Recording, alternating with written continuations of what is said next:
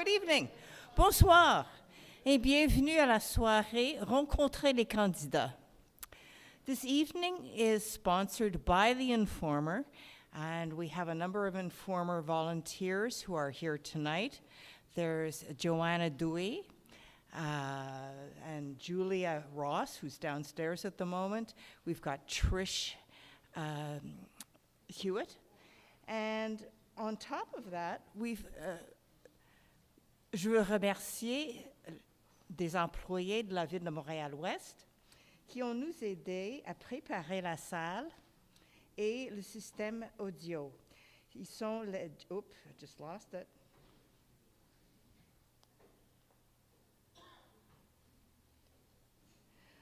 They are Jack Sutherland, Patrice Giraud, Jean-Marc Saint-Ville, Mathieu Potvin. And we really appreciate what they've done.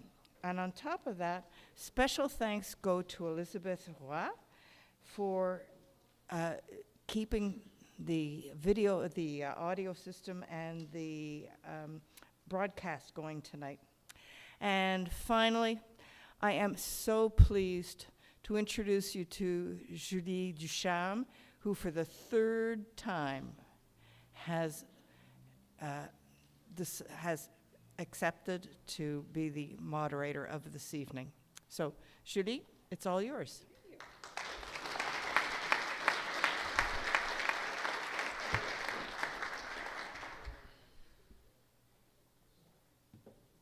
Okay, can we hear me? Yes. Great. All right. So, ladies and gentlemen, on behalf of the Informer, I'd like to welcome you to this evening's opportunity to meet the candidates for upcoming municipal elections on November 2nd. My name is Julie Ducharme. I'm your neighbor here in Montreal West, and I'll be your moderator this evening. Donc, bienvenue à tous, mesdames et messieurs, à notre soirée pour rencontrer les candidats pour nos élections municipales le 2 novembre. Mon nom est Julie Ducharme, votre voisine, et je serai votre modératrice ce soir. Donc, j'aimerais commencer en premier temps pour remercier nos candidats de se présenter pour l'élection, de vouloir s'impliquer dans le futur de notre ville et vraiment de s'investir personnellement à cet effort. Donc, j'aimerais que vous joigniez-vous à moi pour les remercier avant qu'on commence.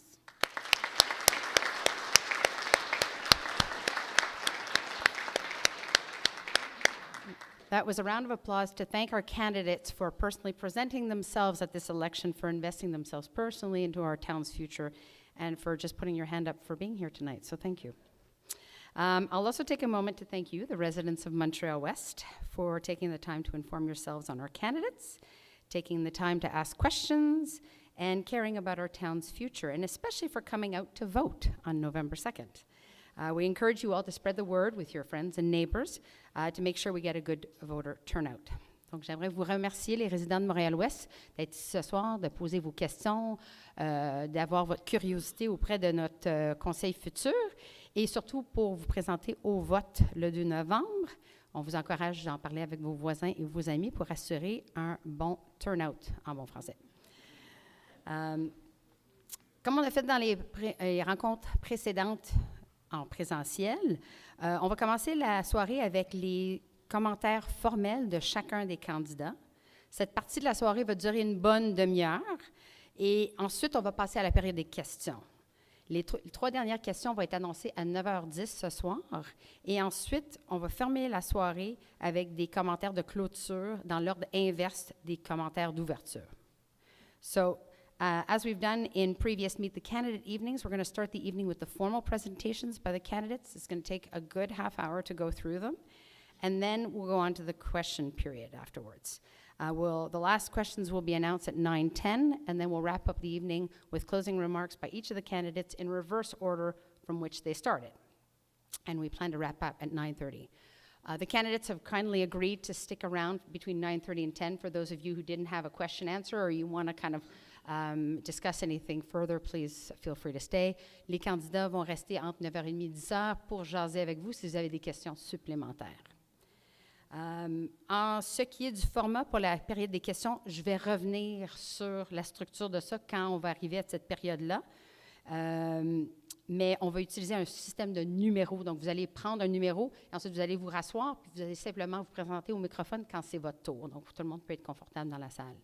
So, with respect to the question period, I'm going to go over the structure of that when we get to that point, because between now and then, there's lots to digest. But it'll be a number system, so you'll go grab your number, and you can sit back down until it's your turn to ask a question. Important to note, the people sitting here have no assigned files. None of the seats match to any file.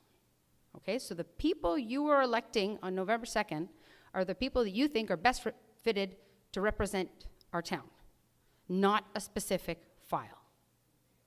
Okay? Seat 1 does not mean recreation, seat 2, no. Who gets the file is decided by the mayor after the election. Donc, les gens qui se présentent ce soir, sachez qu'ils n'ont aucun dossier assigné à leur siège. Le dossier qui va leur être assigné après l'élection est décidé par le maire.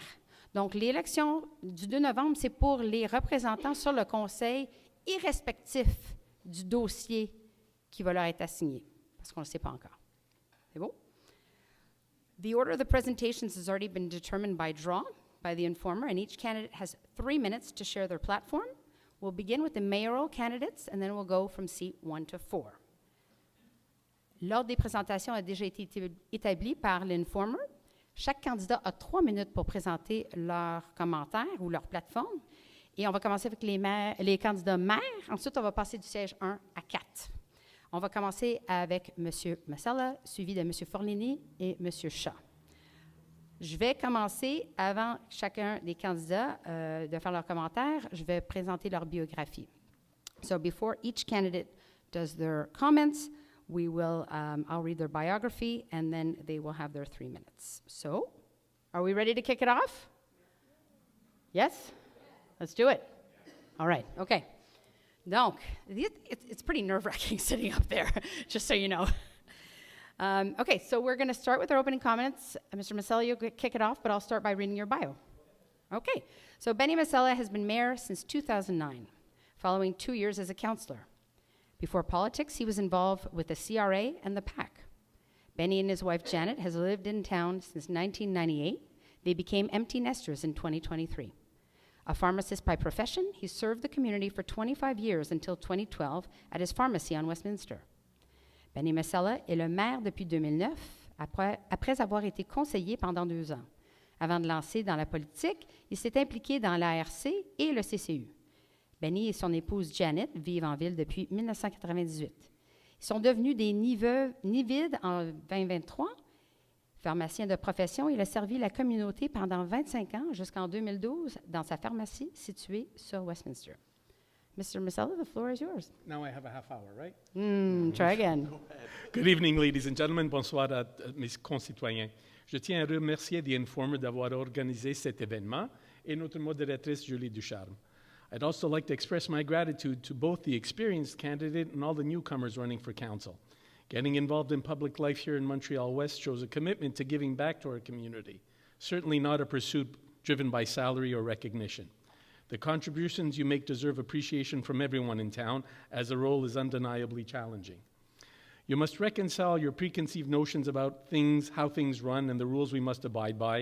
You must learn your portfolios. You must learn about the team running the town, avec le fonctionnement de l'agglomération et ses enjeux. Se limiter à lire sur le sujet ou à poser des questions n'est pas assez. What's more, the workload increases considerably post-election, as a budget must be studied and adopted in just a few months.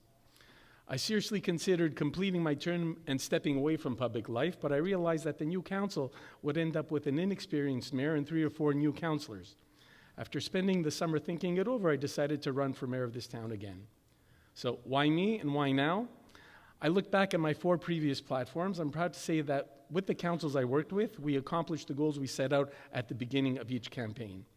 During my most recent term, I was acclaimed. My primary objectives included advancing the completion of the Sports and Recreation Centre, maintaining Montreal West's appeal as an investment destination, and revitalizing the town and its community. These goals have been successfully achieved. La construction du nouveau centre touche à sa fin. Nous avons obtenu plus de 13 millions de dollars en subventions des gouvernements fédéral et provincial, dont 3,6 millions supplémentaires du gouvernement provincial. I actively supported our Treasurer and Director General in their efforts to obtain an FCM grant, a first for our town, by advocating our case with my colleagues at the FCM. And I supported the great work undertaken by our fundraising committee.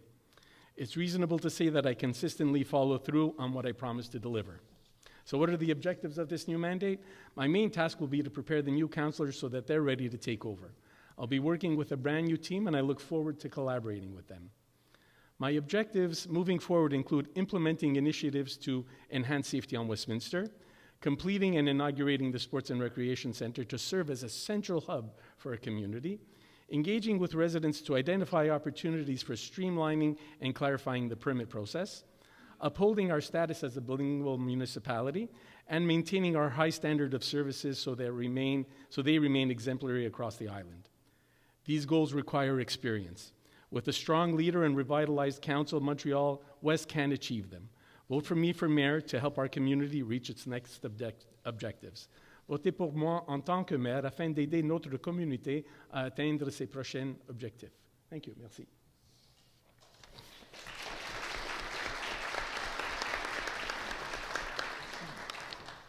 We'll go on to candidate Franco Forlini. Franco has spent the greater part of his life in the area and lives here with his wife and 4 children. He graduated from Loyola in 1997 and has university degrees from Concordia in financial management and marketing. Franco is an owner-operator at Équipement de Sécurité Universelle here on Saint-Jacques. He deals with institutional, governmental, public, and private entities daily and has done so for the last 32 years. In the evenings, Franco can often be found volunteering around town.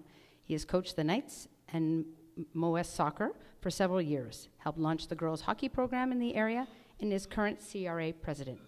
Mr. Forlini, the floor is yours. I'm going to stand. Bonsoir, good evening. Thank you to the Informer for putting on this event.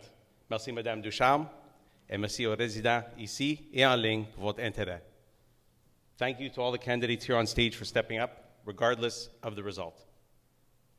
A more detailed description of my platform is available on my YouTube channel, MOS 2025, but I could summarize it in 3 words: community, transparency, and action. I believe we must continue to nurture the community spirit while investing in our infrastructure. Road and sewer repairs, increased programming for seniors and teens, a second dog park, support for the tennis club, a seniors hotline under the care of the library, and a community kitchen are all part of my platform. I'd like to demystify PAC, have citizens concerned acknowledged within 24 hours, make all public studies available in full online, and revitalize Westminster Avenue while working with the Westminster Business Association. I will put together a task force to lower aglo tax so more of your money stays in your pocket. Lastly, I'd like to create a civics critique committee made up of volunteers that I meet with once a month to discuss ways to improve our town. My greatest strength is recognizing greatness in others, and I love to inspire people and collaborate with them to yield the highest net good. I am honest, motivated, and will always be there when needed. Every decision will be made in a framework of, is it financially prudent? Does it improve quality of life? Is it safe? Is it environmentally responsible? How can it be communicated in the town? Is there a mechanism for feedback? In this way, I can promise to uphold my values of community, transparency, and action. Thank you.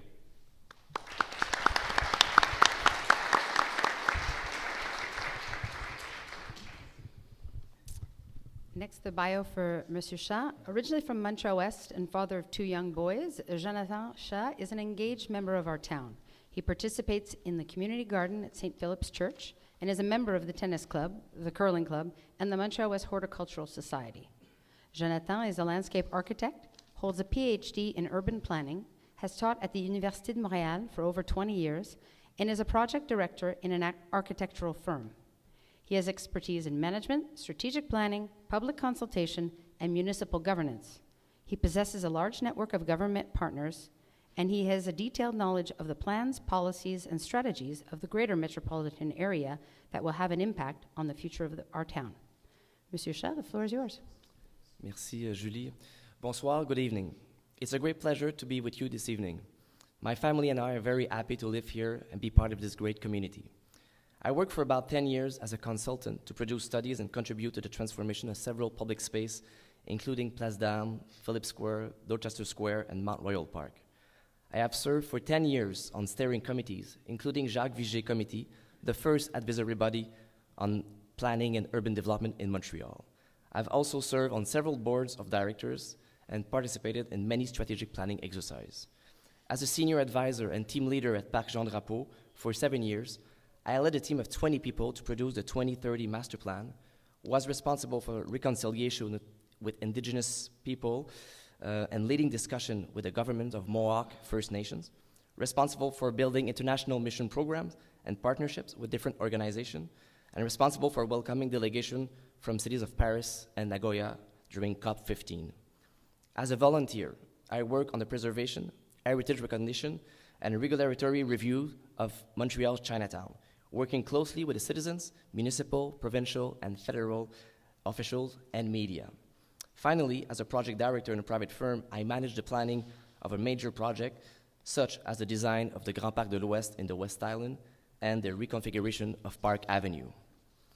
I am thoughtful and pragmatic, rigorous and efficient, skilled in communication, an expert in strategic planning and public consultation, recognized for my global and holistic vision and my extensive knowledge of administrative and political structures. I am very familiar with how cities work and have a detailed understanding of the governance mechanism between executive management and elected officials. I've been interested in politics for a long time.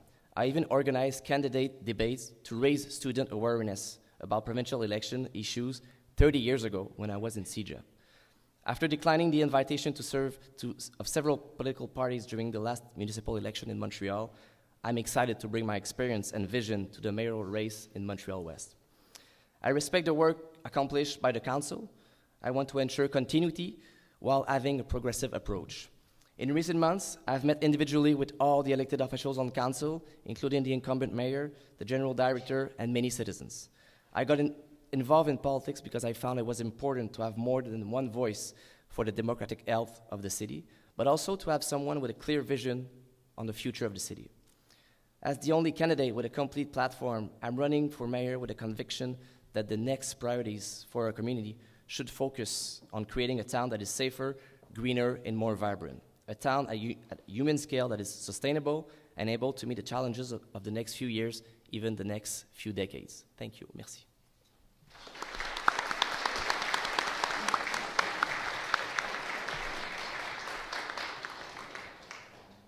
Thank you. So that covers our mayoral candidates. Now we'll go through seats 1 to 4, starting on seat 1 with Mr. Aladdin. Kevin Aladdin has been a Montreal West resident for nearly 45 years, growing up on Westland and now living on Courtney with his wife and 2 boys. Kevin earned a Bachelor's of Commerce degree from McGill, 1998, and a Master's degree in Educational Technology from Concordia, 2005. Kevin has over 20 years' experience in the aerospace industry in instructional design, project, and people management, and courseware development, successfully leading major projects under tight budgets and timelines, consistently exceeding customer and management expectations. Kevin is an active and dedicated volunteer serving on his son's school's parent executive committees. He is passionate about curling and is involved at the local, provincial, and national levels as an event planner, accredited coach, official, and statistician with Curling Canada. Mr. Aladdin? Thank you very much. Avant de commencer mon bref discours, j'aimerais remercier le conseil d'administration sortant pour tout le travail durant les 4 dernières années. J'aimerais aussi remercier tous les candidats qui sont présents ce soir pour l'élection cette année. C'est incroyable de voir le si nombre de candidats. Finalement, j'aimerais dire un gros merci à l'Informer, Mesdames Ducharme et Baylis pour l'organisation de cette soirée. In the years, months, and weeks leading up to my decision to run for town council, I spoke to many residents and friends in Montreal West. We all love this community and only want to make it better. But one resident who has become a very close friend told me something that really stuck. He said, when you run for council, Your number one job is to make the lives of each and every resident a little bit easier. So I thought, what can I do to focus to make my life a little bit easier? Traffic safety and communication and transparency would make my life easier, so these are the cornerstones of my platform. We have all struggled with traffic congestion in the town for years. We've been frustrated with unsafe conditions for pedestrians and cyclists, as well as numerous issues with the level crossing and safety in this area. I commit to finding simple, practical, and sustainable solutions. The town commissioned a traffic study that, although comprehensive, did not meet the expectation of the residents, was too complicated to implement, and was an all-or-nothing approach. I will implement monthly open meetings with our residents to specifically discuss their issues and concerns with traffic and ask for recommendations and solutions. I believe very strongly in incremental change. Try something, gather data, and make adjustments. But we need to start somewhere. Once we have a list of initiatives, I will present the overall strategy and provide updates on each individual initiative regularly. All notes from these forums and a list of open actions and the status of each initiative will be available to all residents via the town website. Communication and transparency are two of my most important qualities and values, and I exhibit these in everything I do, whether it's talking to residents, leading a project, or volunteering. I attribute these two traits to my parents, my wife, and our amazing boys. It pains me to hear that residents feel they cannot reach out to their elected officials or do not receive a response. This lack of communication and transparency has resulted in the creation of many special interest groups, an example being the Citizens for Safe Traffic. We need to break down the walls and all be working towards a common goal while supporting each other. This is what our town needs as we move into the future. I am here to represent you, to communicate and be transparent. I'm here to address your concerns and implement real and sustainable solutions, all with the goal of making your lives a little bit easier. Merci. Thank you.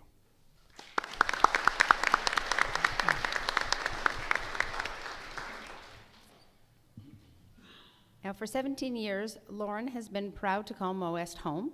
Along with her husband, Jeff, they chose this community to raise their daughter, Ava. After serving as counselor for the last 4 years, she is seeking re-election in Seat 1.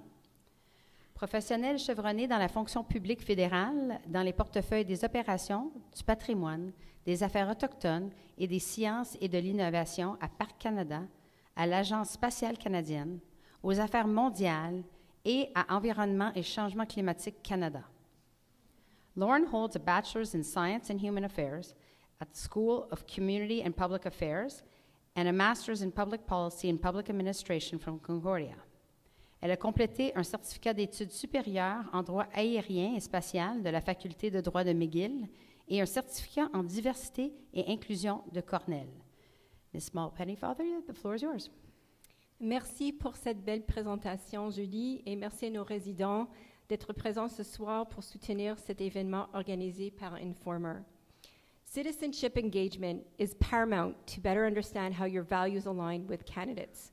For those who know me, I am service-centered, and I am honored to have served this town and with you for over 15 years, both as an elected official and as a volunteer. As a resident, I have our best interests at heart because I, like you, want the best for our town. We are a community, and we should be working together even though we may not agree on every issue. I would like to build upon the significant inroads I have made with our partners, including the SPVM, EXO, CPKC, and the 3 EMSB schools that we proudly boast in our community, along with the Little Red Playhouse and a number of daycares that support early learning for our little ones. La densification croissante de la ville nous a posé de nombreux défis de matière de sécurité. Au cours des dernières 4 années, j'ai travaillé d'arrache-pied avec nos résidents, nos partenaires communautaires et les conseils municipaux avec le soutien de nos fonctionnaires municipaux, de nombreux services et de nos bénévoles dévoués du comité de sécurité communautaire. My value proposition is based on a 3-pronged approach. Compte tenu de mon expérience des 4 dernières années, je m'engage fermement à m'impliquer et à représenter tous les résidents de Montréal-Ouest en manière équitable et transparente. Je crois à la création des ponts grâce à une communication ouverte à l'écoute, à la collaboration et au partage des connaissances. Je suis axée sur le service et je continuerai à travailler pour vous et avec vous. Security and safety. Ensuring that residents feel safe and secure on our streets and in our homes is paramount. making informed choices and implementing smart solutions that benefit our community, working with partners and experts to protect our property and manage traffic to safeguard all residents, including seniors and our children, including with Côte Saint-Luc and NDG. You may have noticed an increase of the unhoused with people dealing with mental health challenges. This is not a Montreal issue, and we should all be working in concert together to ensure that we find solutions with our neighbors. Environnement, préserver la valeur historique et l'intégrité patrimoniale de notre ville grâce à des solutions innovantes, respectueuses de l'environnement durable, adapting to climate change, and maintaining our green spaces. Planning for the future, finding opportunities to generate revenue, revitalizing Westminster with a working, renewed Merchants Association, and developing a capital plan to support critical infrastructure work and increasing the efficiency and agility of operations supported by a modernized PAC and bylaws. I'm happy to answer any and all questions that you may have, and I look forward to another mandate with a strategic plan to be prepared and future forward. Thank you. Merci.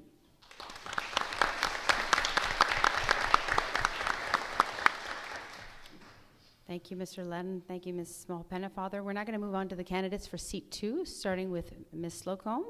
Martha Slocum moved to Montreal West in 2017 with her husband and 2 sons, drawn by the chance to raise her children in a close-knit community. She's volunteered with residents of all ages, whether delivering meals, helping at school events, or bringing neighbors together around a love of gardening.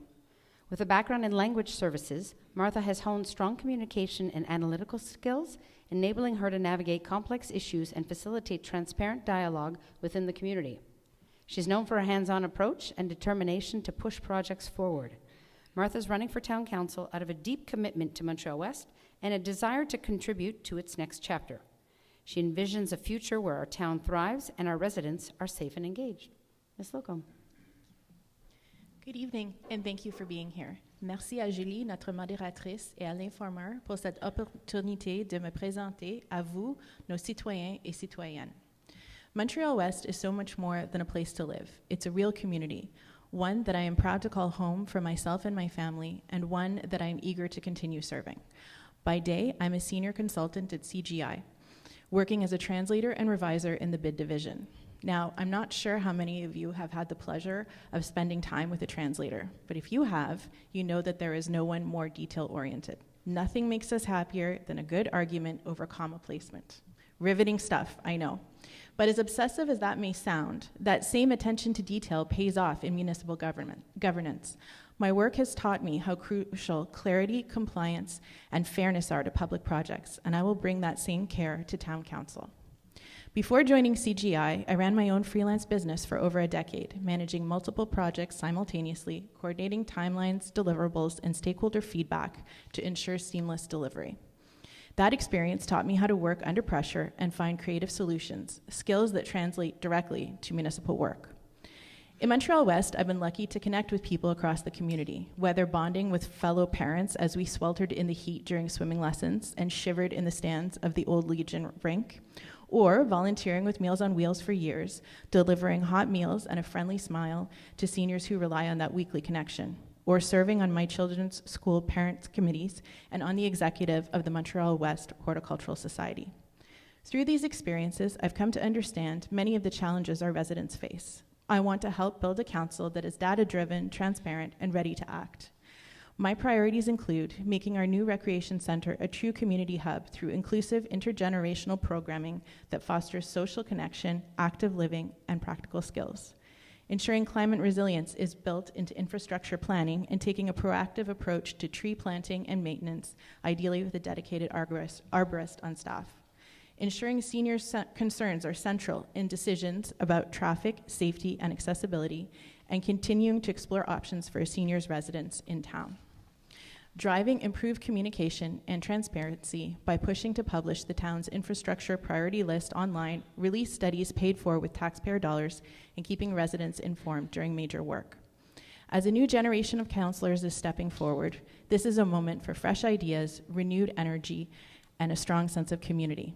I want to be part of that change, to ask the tough questions, make the tough calls, never forgetting the people that I am serving, you. Councillors represent all of us, and I'll bring thoughtfulness, diligence, and collaboration to every issue. My professional experience and proven commitment to community involvement in this town have prepared me for this role. I have shown my dedication to improving the lives of our fellow citizens, from our school children to our seniors. I'm ready to put that experience to work for you.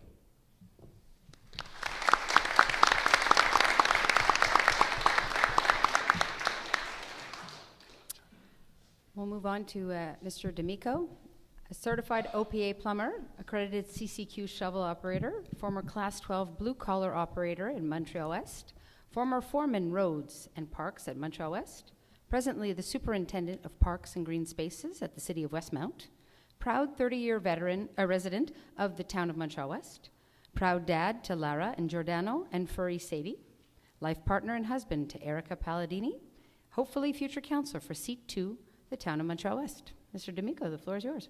Thank you, Julie. Good evening, everyone. The love I have for this town far outweighs the fear I have about talking in front of you tonight. My background is the ground, literally. Whether it's snow, ice, water, stone, grass, asphalt, or cement covered. I'm sure that I've either operated a piece of equipment or planned operations to clear, cut, or resurface the ground that's in front of many, if not all, your homes here in Montreal West. I've resupplied your homes with water, either by repairing a broken pipe, thawing a frozen water line. Everyone remembers 2015? Well, at least I do. I have learned a great deal about this town from the ground up. I have implemented and planned tree maintenance programs and tree planting operations. I've overseen the town's garage and preparing for the fleet for the change of seasons. I have even laid ceramic tiles in the 2 public bathrooms here at Town Hall while working with some of the best blue-collar employees I've ever had. Now what I would like to achieve. With that experience, I will help to make the best decisions for our town. Whether we be helping my fellow councillors and the mayor come up with a plan to repave Ainslie from Westminster to Wolseley, finding a long and short-term solution for the road conditions on Brock between Curzon and Fielding, making sure there's a tree maintenance program before our planting season starts. Watering and staking trees are imperative to the survival.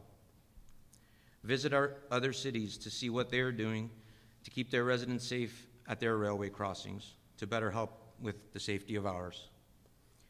Help to try to find traffic solutions for Westminster during rush hour. Support your commercial residents on Westminster by having public security presence during the busy lunch hour of our nearby schools. Help with the planning and coordination of the new arena so it can be a source of revenue for this town. Revisit our communications program to make sure our elderly know what projects may affect their day-to-day. Not everyone, believe it or not, is on the web. Make our public servants as accessible as possible for our residents.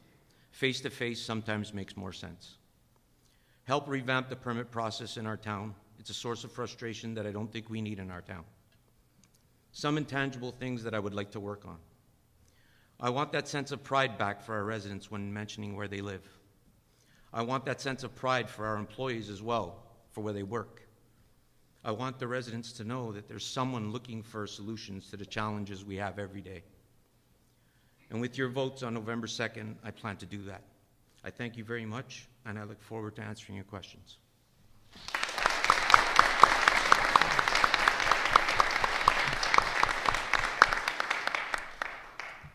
Thank you. So now move on to our candidate for seat 3. In fact, why don't we just start now by congratulating you, Nick, on the seat. But the work begins now. So, Nicolas Tassé has lived in Montreal West for the past 10 years with his wife and 2 children. A longtime small business owner and active member of the community, Nicolas is known for his approachable nature, reliability, and genuine care for the people he serves. Through decades of daily interaction with residents at his family's store, he has developed a deep understanding of the town's character and the values that make it such a great place to live. He takes pride in the small moments that build community, a friendly chat, a helping hand, or a shared laugh. Nicholas's experience in business and community life has shaped his practical, common-sense approach to problem-solving and his commitment to helping Montreal West thrive. The floor is yours. Good evening, everybody. Bonsoir tout le monde et merci d'être venu. Seeing you all here tonight shows how much you care about our town and its future. It is events such as these that demonstrate that municipal government cannot function without residents being engaged, asking questions, and holding us accountable to the decisions we make. This is exactly the kind of community spirit that makes Montreal West so unique. For me, running for council was about strengthening the ties between residents, town hall, and those decisions that affect our everyday life. Je veux que tout le monde se sente entendu, compris et respecté. L'accessibilité et la transparence ne sont pas juste des mots à la mode, mais ils sont la base d'un bon conseil municipal.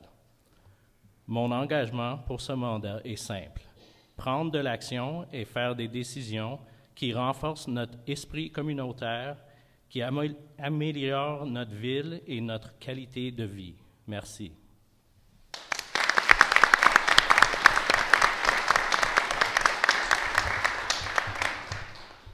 We're almost there, folks. We're going to now move on to the candidates for seat 4. We'll start with Cheyenne Chaffee. Cheyenne has been a resident of Montreal West since 2015, along with his wife and 3 daughters. He grew up in the West Island and decided to raise his girls in Montreal West for the charm and community spirit the town has to offer.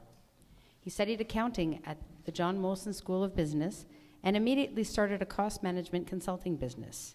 Through his portfolios, he saw new opportunities and began expanding into entrepreneurial ventures, from school supplies to VoIP telephone systems, and eventually construction and excavation.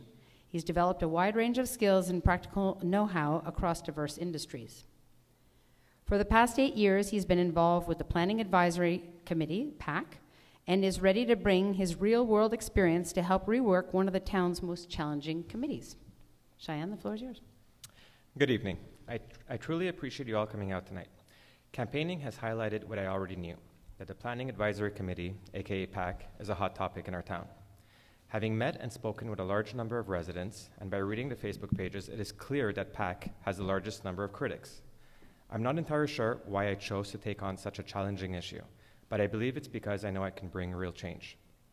PAC at the origin was meant to uphold the guidelines of the SPAIP, in addition to town-specific bylaws, a task that previously relied on residents' good judgment. For fear of offending the present and past PAC members, the way the dossiers are received and processed is needing a major overhaul. There are inconsistencies in dossier handling depending on who is seated at the table. When up for review, the group changes and no longer values the same key points. And the list goes on. Result, the residents' dossiers are left no further ahead and often angry that their projects meet more roadblocks. As such, here's my platform.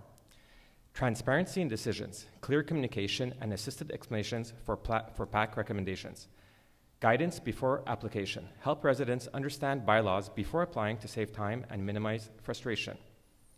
Consistency in applying rules. Equal standards across all areas of town and projects presented. Balance between heritage and modern needs, protecting the town's character while allowing smart, sustainable improvements that make our homes safe, efficient, and livable.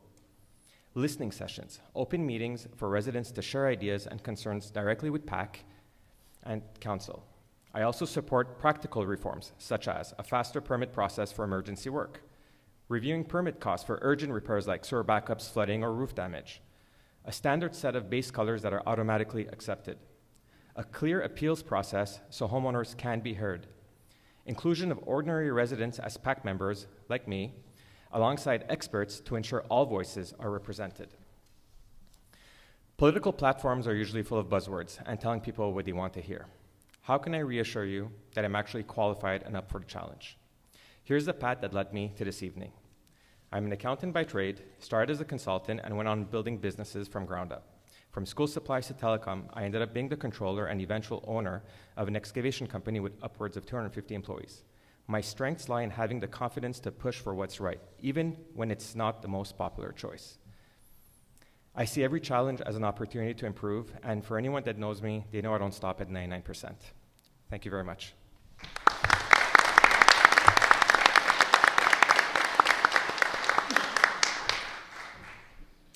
We'll move on to Philippe Bergeron, established in Montreal West since 2006, active community volunteer, For MWCRA, NDGSA, and Des Amis du Monde soccer coach. Swimming official for the Montreal West Summer Pool swim meets, flipping burgers at the Kids Duathlon, serving drinks at the Canada Day refreshment tent, and on the more official side, member of the Environmental Action Committee for the last 4 years, where he started and still organizes the annual garage sale and garage band event. It's as fun as it sounds. And finally, a member of the Community Services Council. Sur le plan professionnel, Phil est bilingue et possède une formation en administration, baccalauréat en commerce et un certificat d'études supérieures en gestion des opérations, ainsi que plusieurs années d'expérience dans la gestion d'une entreprise de distribution. Monsieur Bergeron, the floor is yours. Merci. I'm not going to bore you with my credentials or my experience. You could read that in the soon-to-be-published Informer or my soon-to-be-published website. I'm not going to, being the bottom of the line here, I'm not going to talk about the same topics that everybody's want to talk about that are dear to you and dear to me. I'm not going to be the parakeet on the end of the table. What I am going to talk about is why I want to be counselor number 4 and an article that I read this week that talks about community. For a community to have a positive impact on society and individuals, it needs to show some sense of belonging. And I think that Montreal West has a huge sense of belonging. To have that, we have to have links between individuals and organizations. Here in Montreal West, we have fabulous many organizations from the Montreal West CRA, the pool, the rink, the new rec center, the Meals on Wheels, the Rotary Club, MADA, and the events, Canada Day, Saint Jean-Baptiste Day, the Garage Sale, Garage Band Festival. By the way, first weekend of June, I'll be collecting all your emails at the door so that everybody here can participate. That's part of the recipe. The magic ingredient is you, the residents. It's the participation. It's the links that we connect between each other. It's also the overlapping connections between the residents and the organizations. Once we have these links, we support one another more. And once we have the support, there's a sense of belonging in the town. The author that I was reading, he was looking for his community. I'm not surprised he's from Toronto. The reason I found my community, it's Montreal West, it's here, it's with you. So I, a long time ago, decided that I would roll up my sleeves and volunteer for this community. I'm involved, and I do agree that the town is not perfect. There's lots of things that we can improve, from the PAC, from the permit, from the environment, all the way from taxations, from the roads, from the safety and the security of our residents, and the traffic. These are the reasons why I'm representing myself for Councillor number 4. Thank you.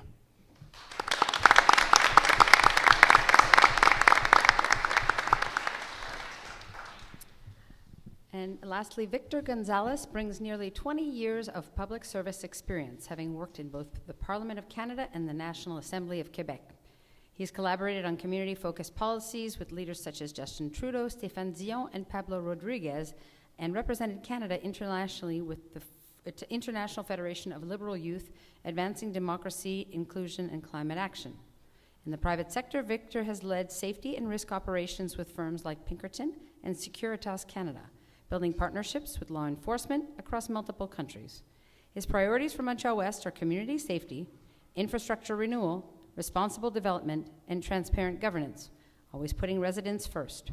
Victor's leadership is defined as listening, collaboration, and action to create safer, stronger, and more connected community to everyone.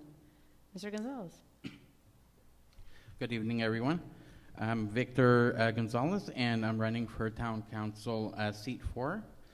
Because giving back to Montreal West, keeping our community safe for everyone.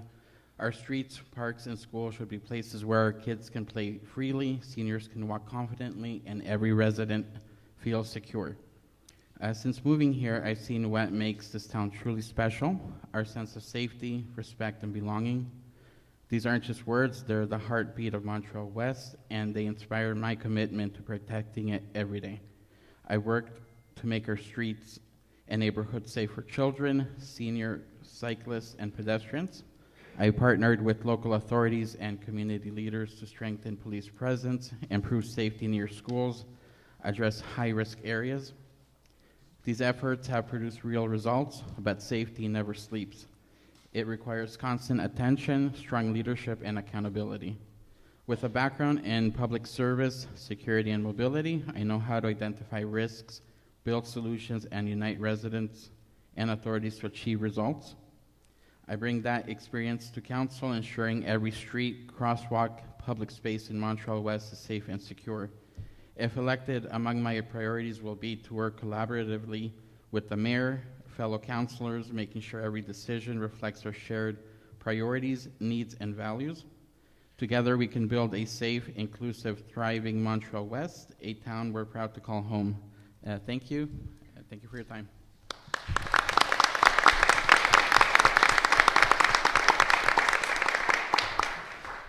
Well, thank you, everyone. We're going to now move on to the question period. On va passer à la période des questions. Avant de l'ouvrir, laisse-moi simplement passer à travers la structure. Quand ce sera votre tour, on vous demande de passer au microphone quand la personne avec le chiffre avant vous est au microphone. Donc, il devrait juste avoir 2 personnes ici à tout temps. Et on vous invite de parler dans le microphone parce qu'il y a des gens à la maison qui nous écoutent en vidéo. Vous pouvez poser vos questions clairement en français ou en anglais et seulement les résidents de la ville ont la permission de poser des questions. Une fois au microphone, vous avez 3 minutes pour poser votre question et la faire répondre. Vous avez droit à un court préambule, mais elle doit être suivie d'une question. On vous invite à poser une question à tous les candidats au même siège. Vous pouvez poser plus qu'une question durant votre 3 minutes, mais à la fin de 3 minutes, il faut passer le microphone à la prochaine personne. Si vous avez plus qu'une question, vous pouvez retourner prendre un autre chiffre par la suite ou à la fin de la soirée, parler au candidat directement. L'Informer a créé une opportunité d'en apprendre davantage sur nos candidats dans un environnement de respect mutuel. Malheureusement, ce n'est pas un débat ce soir. Nous avons demandé aux candidats de vous informer sur leur plan et de répondre à vos questions dans la langue de votre choix, mais notez qu'aucun ton impoli sera toléré sur cette scène publique.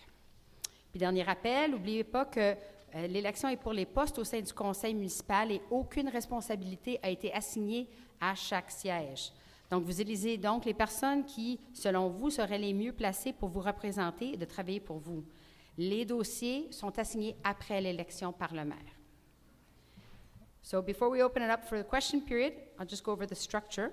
When it's your turn, we ask that you come up to the microphone when the person with the number before you is speaking. Just speak into the microphone for the benefit of the people at home who are listening on video. Once at the microphone, you have a total of 3 minutes to ask your question and have it answered. You can go on a rant, but it has to be followed by a question, and it has to be answered within the 3 minutes allotted. We encourage you to ask your question to all the candidates of a seat. I'll divide the time that's available for each of them. You may ask more than one question, but it must all be completed within your allotted 3 minutes. We'll give you a 30-second notice before the time is up, and we then proceed to the next question. If you have more than one question, please take another number and wait your turn, and questions are welcome in both French and English. Remember, the candidates are also available at the end of the evening for a casual conversation. Where am I here? Okay. It's an opportunity to learn from each other in a forum of mutual respect, and we've asked our candidates to be prepared to inform you of their platform, to answer your questions in the language of your choice. But remember, this isn't a debate, and rude and aggressive behavior will not be tolerated on either side of the microphone. One final reminder, these are positions for our town. They're not council seats assigned to a specific file, so on November 2nd, you're voting for the people that you believe are best positioned to represent you on council. The files that they will be assigned will be determined after the election. So the question period will begin now. Trish, where are you? Trish has the numbers at the back of the room, so anybody who has a question, feel free to get up and go grab a number, and when it's your turn, you can come up to the microphone. But to get things started, the Informer collected some questions from online pre-submitted questions, so I thought I'd kick off with one of those for our mayoral candidates. Ready? Oh yeah. Yeah, good. Let's go. On a déjà des questions qui ont été soumises par l'Informer sous forme de pré-soumission, donc je vais commencer avec la première question comme ça. Ensuite, la personne avec le numéro 1 peut se présenter au microphone pour la suite à ma question. Okay. So this question, I think, is a really apt one to begin the evening with. Folks, if I could just ask you to keep your voice down so that the audio at home is not disrupted. This question comes from Joan Foster on Strathern North, who asked the mayoral candidates, like healthcare, there will never be all the money you need for what you want to do. What is your top priority for our town taxes once agglomeration and staff needs are met? We're going to start with the three mayoral candidates in the order you started, and then we'll rotate afterwards. You have 45 seconds each. So as you said, there's very little money left over after you've taken care of the agglomeration bill and you've paid for the staff. After that, in terms of priorities, first priority always has to be safety. Second priority always has to be continuing investment in our infrastructure. Third priority always has to be reinforcing the town, reinforcing the community, reinforcing the facilities that we have. Those are my top three priorities the way I see that. After that, though they're not so costly, I see continuing to support and defend our bilingual status and making sure that our services are beyond compare. Thank you. Thank you. Mr. Forlini? Thank you. Actually, a lot of the things I'm looking at on my platform don't take a lot of money at all. Transparency, making studies available. But when it comes to priorities, infrastructure for me is number one.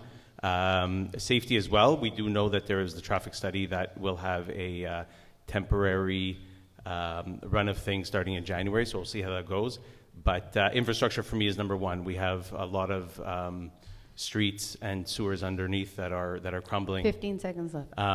But as for the aglo tax that was mentioned, that's a big one. And thanks to Beaconsfield, with what's going on, we may see that get lowered soon. Thank you. Mr. Shaw? Yes, thank you. Well, for me, the main priority is to revitalize Westminster because this is the core of our city, and we can address security, mobility, environmental issue all at the same time, while bringing new businesses to the town, to the street, a more lively place to be. So for me, this is really the key. And then, of course, road infrastructure, prioritize all the streets repair, sidewalks, and street, but have a clear plan on which street do we do first, and in which grant do we get to start the project. Thank you. Great, thank you. You can hold, no clapping, thank you. We're going to go on to the next question, please. Actually works, I'm impressed. I'll go very quickly. I first want to thank all the Mo West residents who have set themselves up as candidates for the election. I think that you're taking on a big challenge. Given that approximately 33% of the monies that the town collects goes to the agglomeration, given the town debt is now exceeding $17 million, much of it is bank finance, Mo West's ability to maintain or renew its infrastructure depends almost entirely on grants and subsidies, that the Westminster rail crossing has not been addressed since the 1960s and continues to be a hazard and a danger to the town and to the citizens. Roads, sidewalks, underground systems have been deteriorating. I've only been here for 38 years, and I've seen a deterioration. And for 16 consecutive years, the same mayor and largely the same council have presided over increasing debt, rising congestion, and continuing deterioration of essential public assets. Therefore, as a taxpayer, how will you restore fiscal control and reduce the town's financial subordination to the agglomeration, ensuring that our revenues stay here in the town for our benefit? What immediate actions will you take to resolve the Westminster crossing crisis? And lastly, what concrete plan can you implement to rebuild critical infrastructure and stabilize debt after years of deferral and rising cost? Thank you.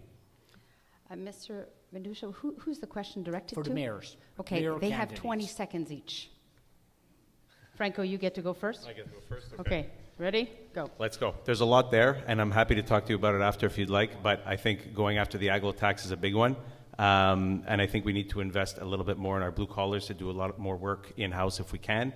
And just a quick thank you to the last council who did get an extra $2 million for the rec center before they closed at the last meeting. So 20 seconds, I think, is done. I'm happy to talk to you about it after. Thank you. Mr. Shah? Was that quick? Thank you.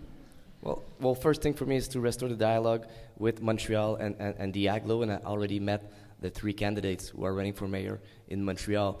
So that's one thing. Secondly, I think we have to address Westminster as an urban design project, and then we need to search for different funds. And there's lots of grants from the federal government, housing, infrastructure, adaptation to climate change, that haven't been looked at so far. So this is the key for me.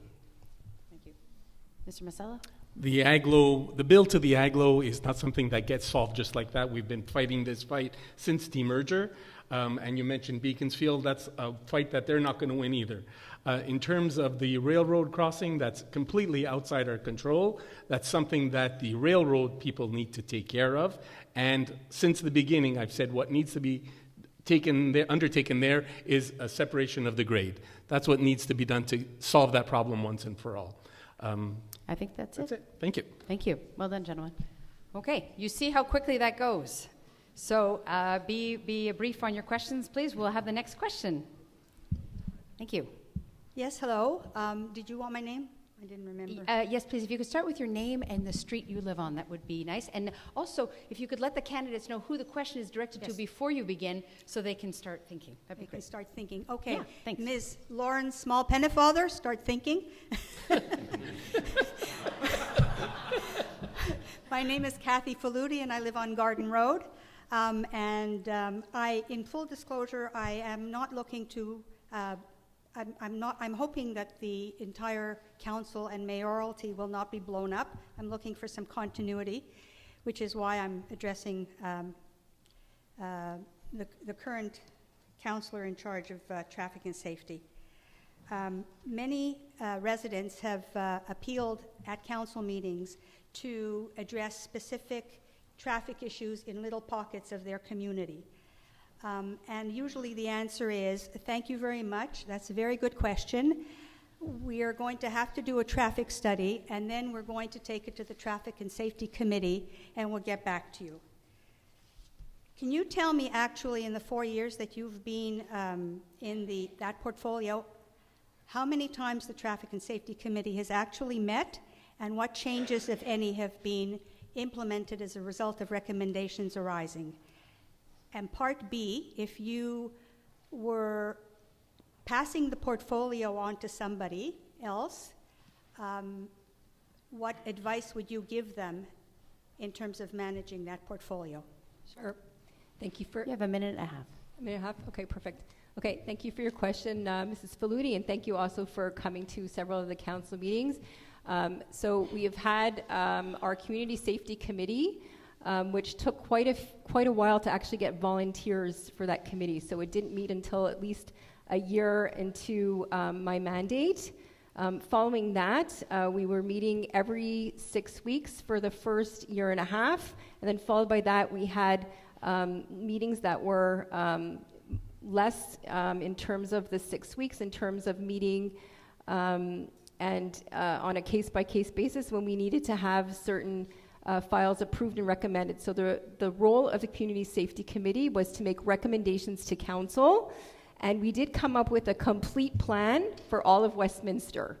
So there was a complete plan from Westminster all the way from Avon, all the way past the hump, to address various safety concerns that were going on there. 30 seconds left. Pardon me? 30 seconds left. Okay, thank you. We then, after undertaking that study, as you are aware, we received a letter from Transport Canada in terms of non-conformity with regards to the level crossing. So our focus ended up being on the level crossing. We came up with a plan. We had WSP, which we engaged to under contract for us to come up with recommendations. And then we were moving forward with those recommendations. As you know, we put out a call for tender. The call for tender has, we have to abide by provincial laws. Time to wrap up. Sorry, okay. And what I would do to, what I would recommend to the next person who would take over that file is definitely, I would be happy to sit down with them to talk about some of those challenges, and happy to have a conversation with citizens and move forward with the next council on how we can implement some of those measures, or continue to implement some of those measures. Thank you. Thank you.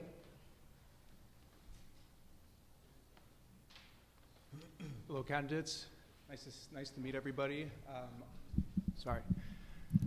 I think it's great what you're doing and how you're trying to contribute to the community. And at the end of the day, everyone here's intentions are good.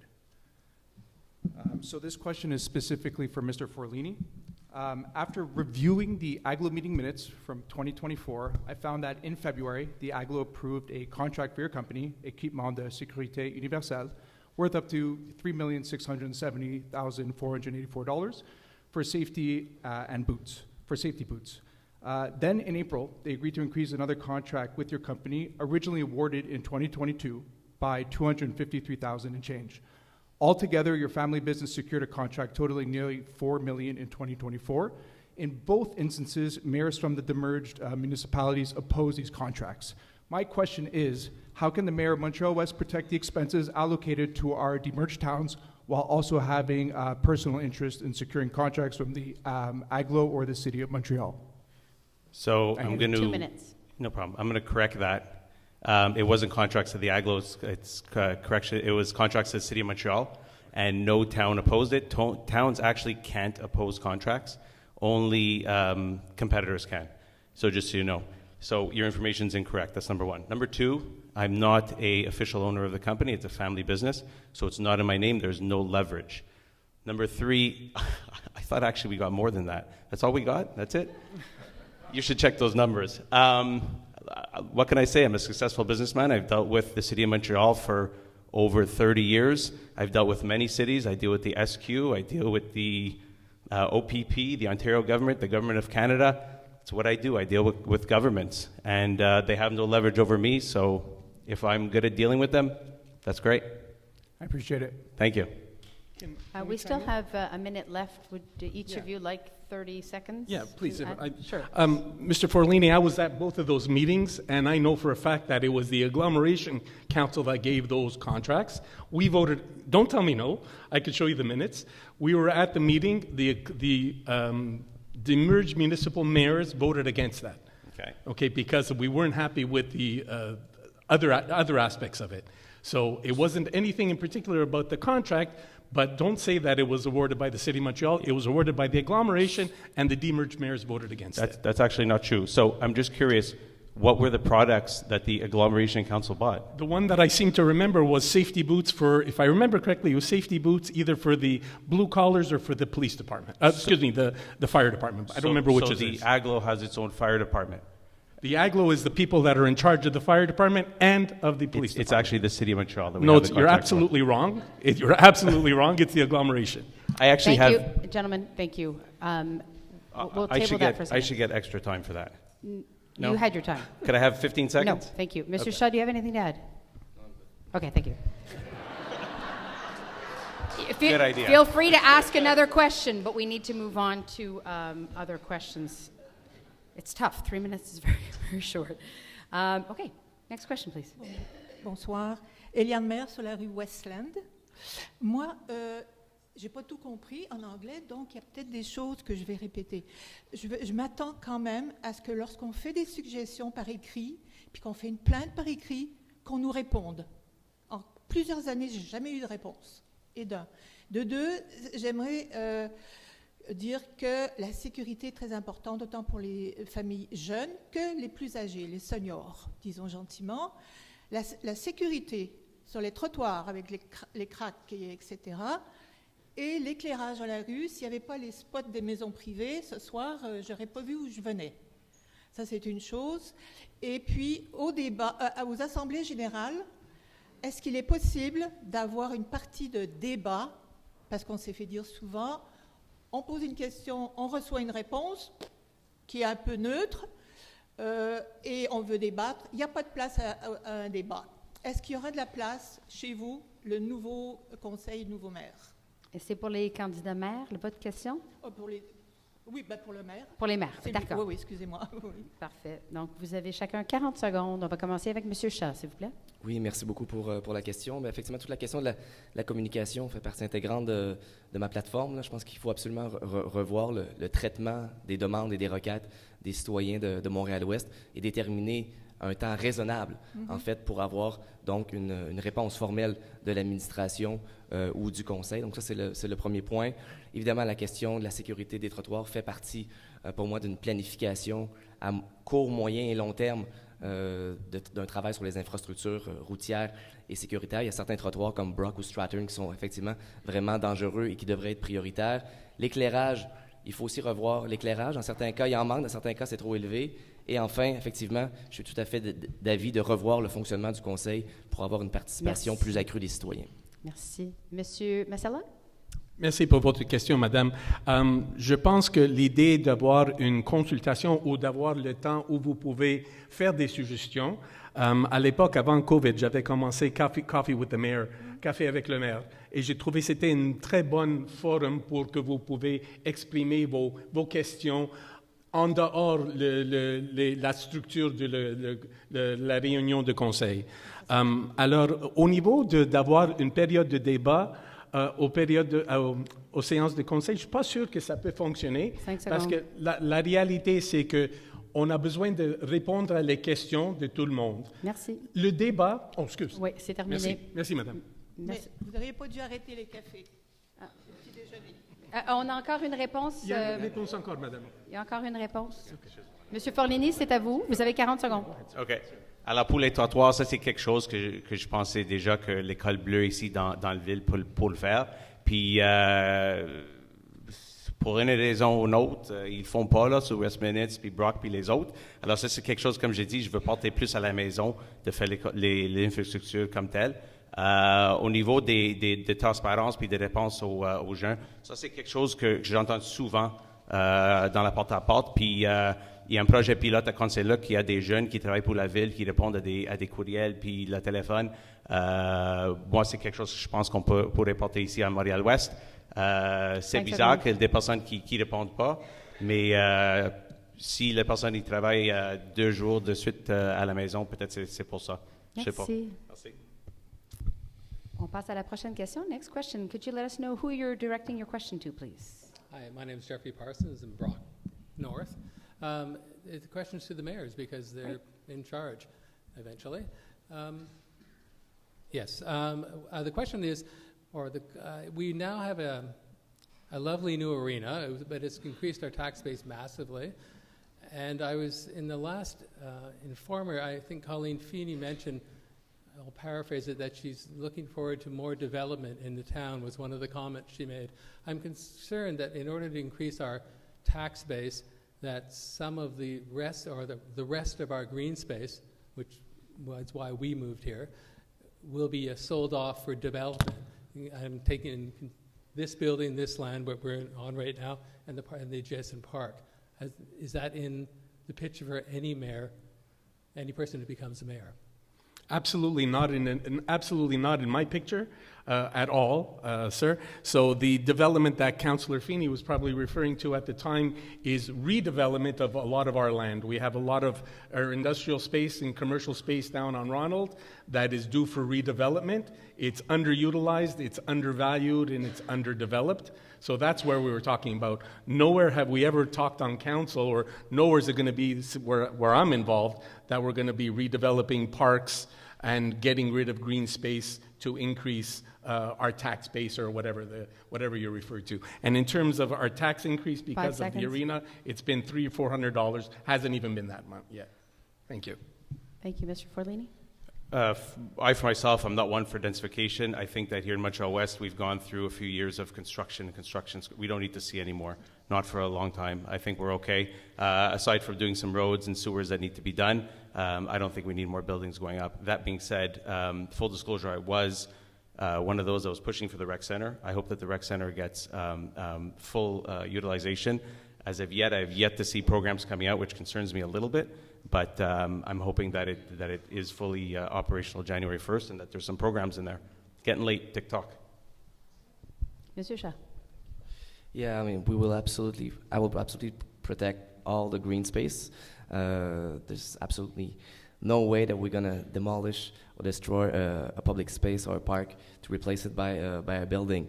But again, the industrial zone is an area that we can look at for redevelopment. There's only a few areas and a few lands that where there's an opportunity of development. But concerning the rec center, we need to look at the business plan, and we need to make sure that it's occupied 7 days a week to make sure that there's money coming in from Mont Westers, but also from maybe citizens from Côte Saint-Luc or elsewhere.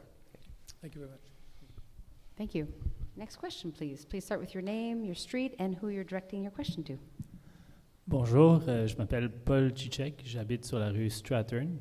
Je vais poser ma question en anglais au candidat maire. Alors, there are concerns that the WSP traffic report prioritizes motor vehicles at the expense of pedestrian and cyclist safety. What is your vision to improve traffic and safety on Westminster for everyone? Thank you. You each have 50 seconds. So I looked at the plan in full, and I believe that as much as a study was done, the scope of the study was small. It looked at strictly the crossing, and the mandate of the study was primarily pedestrian safety, which is good. But as we all know, we need to get cars moving through. I think there's flaws in the plan. There are changes that I would make personally, but I do think at the same time you have to let the pilot project take a little bit of time. And then once you see, once a few months go by, get local citizens to look at the holistic town, so not just the crossing, but the side streets, to see the effect of the changes and what could be done to improve the traffic flow, because traffic flowing means less frustrated drivers, which means safety for everybody. That being said, at Milner and Westminster, I absolutely think there should be a raised crosswalk, almost like a natural speed bump. It's 10 safe seconds. for pedestrians, and cars have to slow down. Thanks. Thank you. Mr. Shaw. Yeah, merci, Paul. Well, for me, we have to study Westminster in the whole length, not only one corner or just at the crossing. So to increase security and mobility for car, for cyclists and pedestrian, we need to precise and commission a new study to upgrade the one that was commissioned. And then, yes, we can implement temporary solution, but we need to address this as an urban and permanent design solution. So we need to redesign the sidewalk, add cyclist paths, make sure that traffic flows, but also it's an opportunity to redesign Westminster Street, and add a new aesthetic to the buildings, etc. Yeah. Thank you. Thank you for your question. The study that was conducted by WSP focused mainly on ensuring that the cars are moving, and as Mr. Forlini said, that's what's going to ensure that they're not making crazy maneuvers out of frustration. In terms of your question about the bicycles, I have to admit it was not part of it. And I committed that the next part of it will look at trying to incorporate bicycle paths, whether along Westminster. I'm not a big fan of along Westminster, but it was not included in the original plan. I firmly believe that this is something for professionals. I could not imagine a bunch of citizens looking at something and making recommendations. I don't agree with that. We all have our own specialties, and traffic engineers have their specialties. Thank you. Thank you. I'm going to just take a question that was submitted online to give our mayoral candidates a break. This one goes to the candidates for seat 4. It was asked by Jennifer Nimmons on Westminster, who asked, how do you plan on addressing the inconsistency of the Planning Advisory, or PAC? Thank you. Would you like to start, Mr. Sheffield? Sure. You will have 50 seconds each. So I've heard it time over time where someone goes to PAC and they get refused for a color or an item, and then on the same street, down the street, same house or similar house has the same color approved. So I believe we need to have more consistent decisions. We need to look at the urban planning bylaws and modify the site planning and architectural integration programs, specifically the normative rules and the qualitative guidelines, in order to get more consistent decisions. Thank you. Thank you.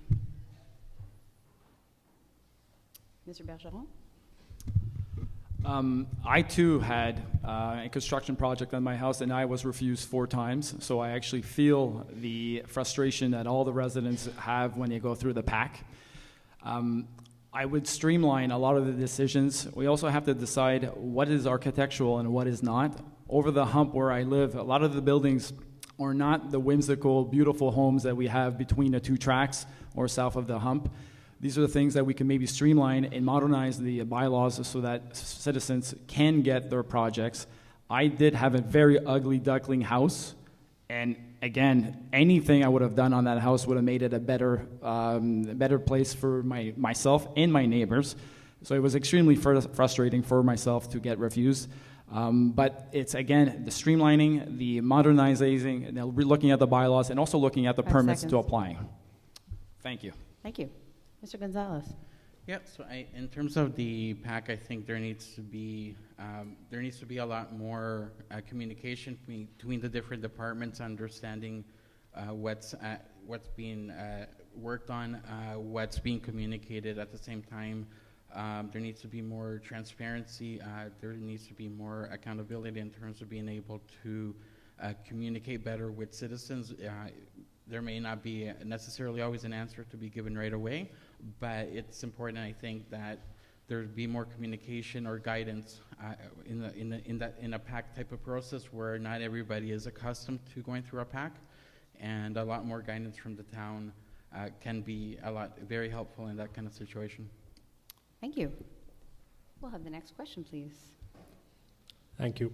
If you could let us know who Daniel you're directing. Bouleris, Wolseley-Nar for the mayoral candidates. Solving many of the issues in our roads will require cooperation with our neighboring municipalities, Côte-Saint-Luc and Montreal. What would you do to ensure that the cooperation is as fruitful as possible? You all have 50 seconds. Mr. Forlini, I think you're starting.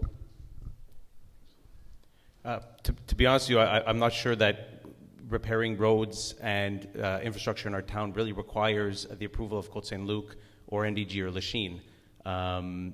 As far as I know, we demerged as a independent town, and I'd like to keep us that way. There's no reason, if Côte-Saint-Luc residents are inconvenienced by work on Westminster, it's the Montreal West residents that need the work done on Westminster. And if Côte-Saint-Luc residents have to move to Cavendish because of that, then they have to move to Cavendish because of that. That's my feeling on it. We do what's best for our residents. Of course, we could always reach out to Côte-Saint-Luc and ask them if they want to help us foot the bill for roads they got to drive through. And I'm friends with Mitchell. I'll ask him gladly. So, but that being said, no, my priority is Mo Westers, number one.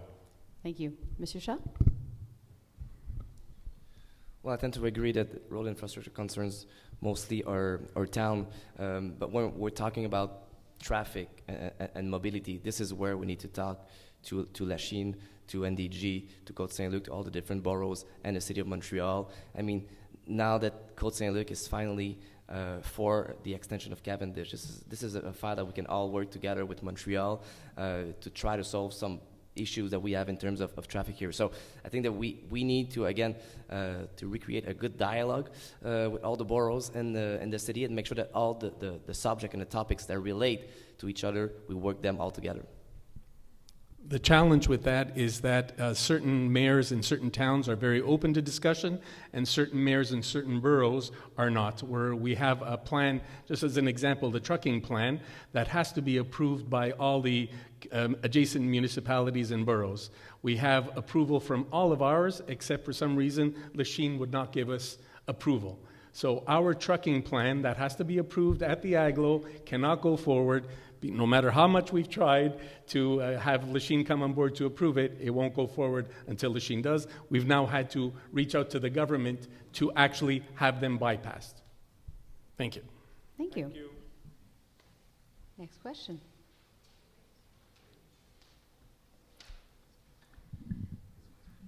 Hello, my name is Judy Ganton. I live on Curzon, and I want to thank everybody for being here and for stepping up for municipal service, and I wish that all the promises it made tonight do come to pass. My question is more to do with what, and very much like the gentleman before me, I'm concerned that we have a small town and we need to have allies to make some of these plans come to pass.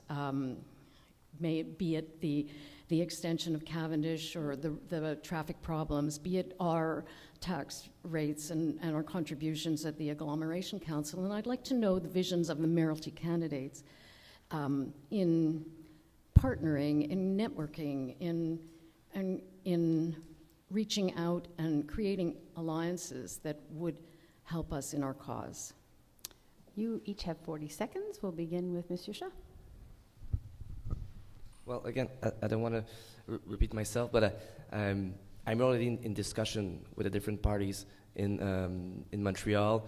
They all have different platforms and vision, but they all want to recreate a dialogue with Montreal West. What I'm hearing from Montreal is that it's hard to talk to Montreal West for many, many years. I mean, it's been 20 years since we demerged. I think we're at a different stage now. So I think that we need to start thinking globally. Thank you. Mr. Masella? Yes, please. Okay, so I find that a little bit strange to hear from, especially from Mr. Rabouin.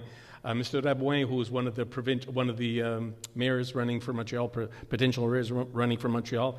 I've been interacting with him for the past 3 or 4 years since he got onto the committee, and I've been interacting with Valérie Plante, and before her, the previous president of the executive committee, while I was president of the ASM. So I find it hard when they say things along those lines. In terms of Soraya's Ensemble Montréal, when they were in power, it wasn't any different. Montreal is always going to protect what they need to protect to save their money, period. Thank you. So I'm all about collaboration. I like working with all kinds of different people, and all these other towns, apparently I make so much money off them, so I guess, it's all okay. That being said, I respect the independence of Montreal West as much as possible. As much as you have to have partners, you have to worry about your interests first. Mr. Shah, I think maybe we differ in that point, in that maybe, you like a more of an one island, one city kind of thing, but that's not my vision. So as much as I want to talk to other towns and be friends, it's Mo West first for me. Thank you. We'll go on to the next question, please. Votre nom et votre rue, or your name and street, Bonjour, c'est Stéphane Tams, Avenue Crestwood. Et donc, vous avez parlé de beaucoup de sujets importants, mais la question la plus importante pour moi n'a pas été abordée jusqu'à maintenant. One of the things I love about our town is the close proximity to the Meadowbrook Golf Course, which has lots of benefits for our town. And I've heard that at some point some people might want to run a road through it, for example. Once a road will have been built, then condos are going to follow. Likely we will have more traffic, not less.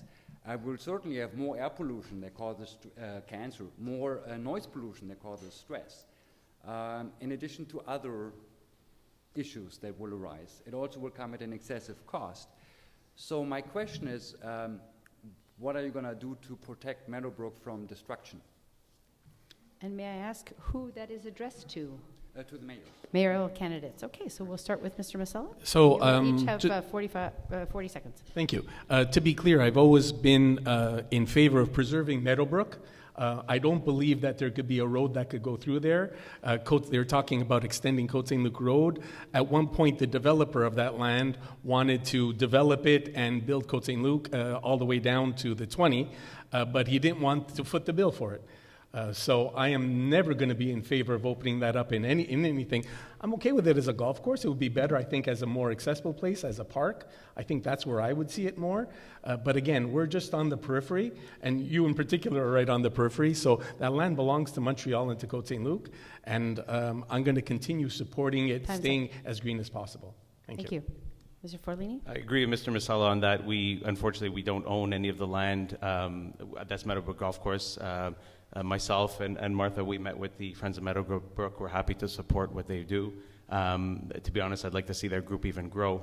But unfortunately, we don't have a seat at that table. We just don't own the land. So moral support, fundraisers, all that kind of thing. But in terms of having a full seat at the table, unfortunately, we just don't own the land. Thank you. Mr. Shah. Yeah, I mean, it's the person next to me who proposed to continue the road through Meadowbrook in a public meeting. For sure, for me, we need to protect Meadowbrook as a green space, golf course for now. I mean, maybe in a few years, a public park. 12, 13 years ago, I organized a design studio with my students here. We were working on Meadowbrook with Campbell Stewart, Ida Berku from Côte Saint-Luc, trying to transform and see what was the potential to transform the Meadowbrook into a park. For me, for sure, even if it doesn't really belong to Montreal West, it's a space that we need to protect. Thank you. We'll go have the next question, please.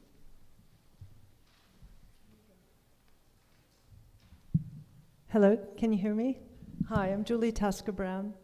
I live on Brock Avenue North. I had the honor of serving this amazing community for 8 years as a counselor.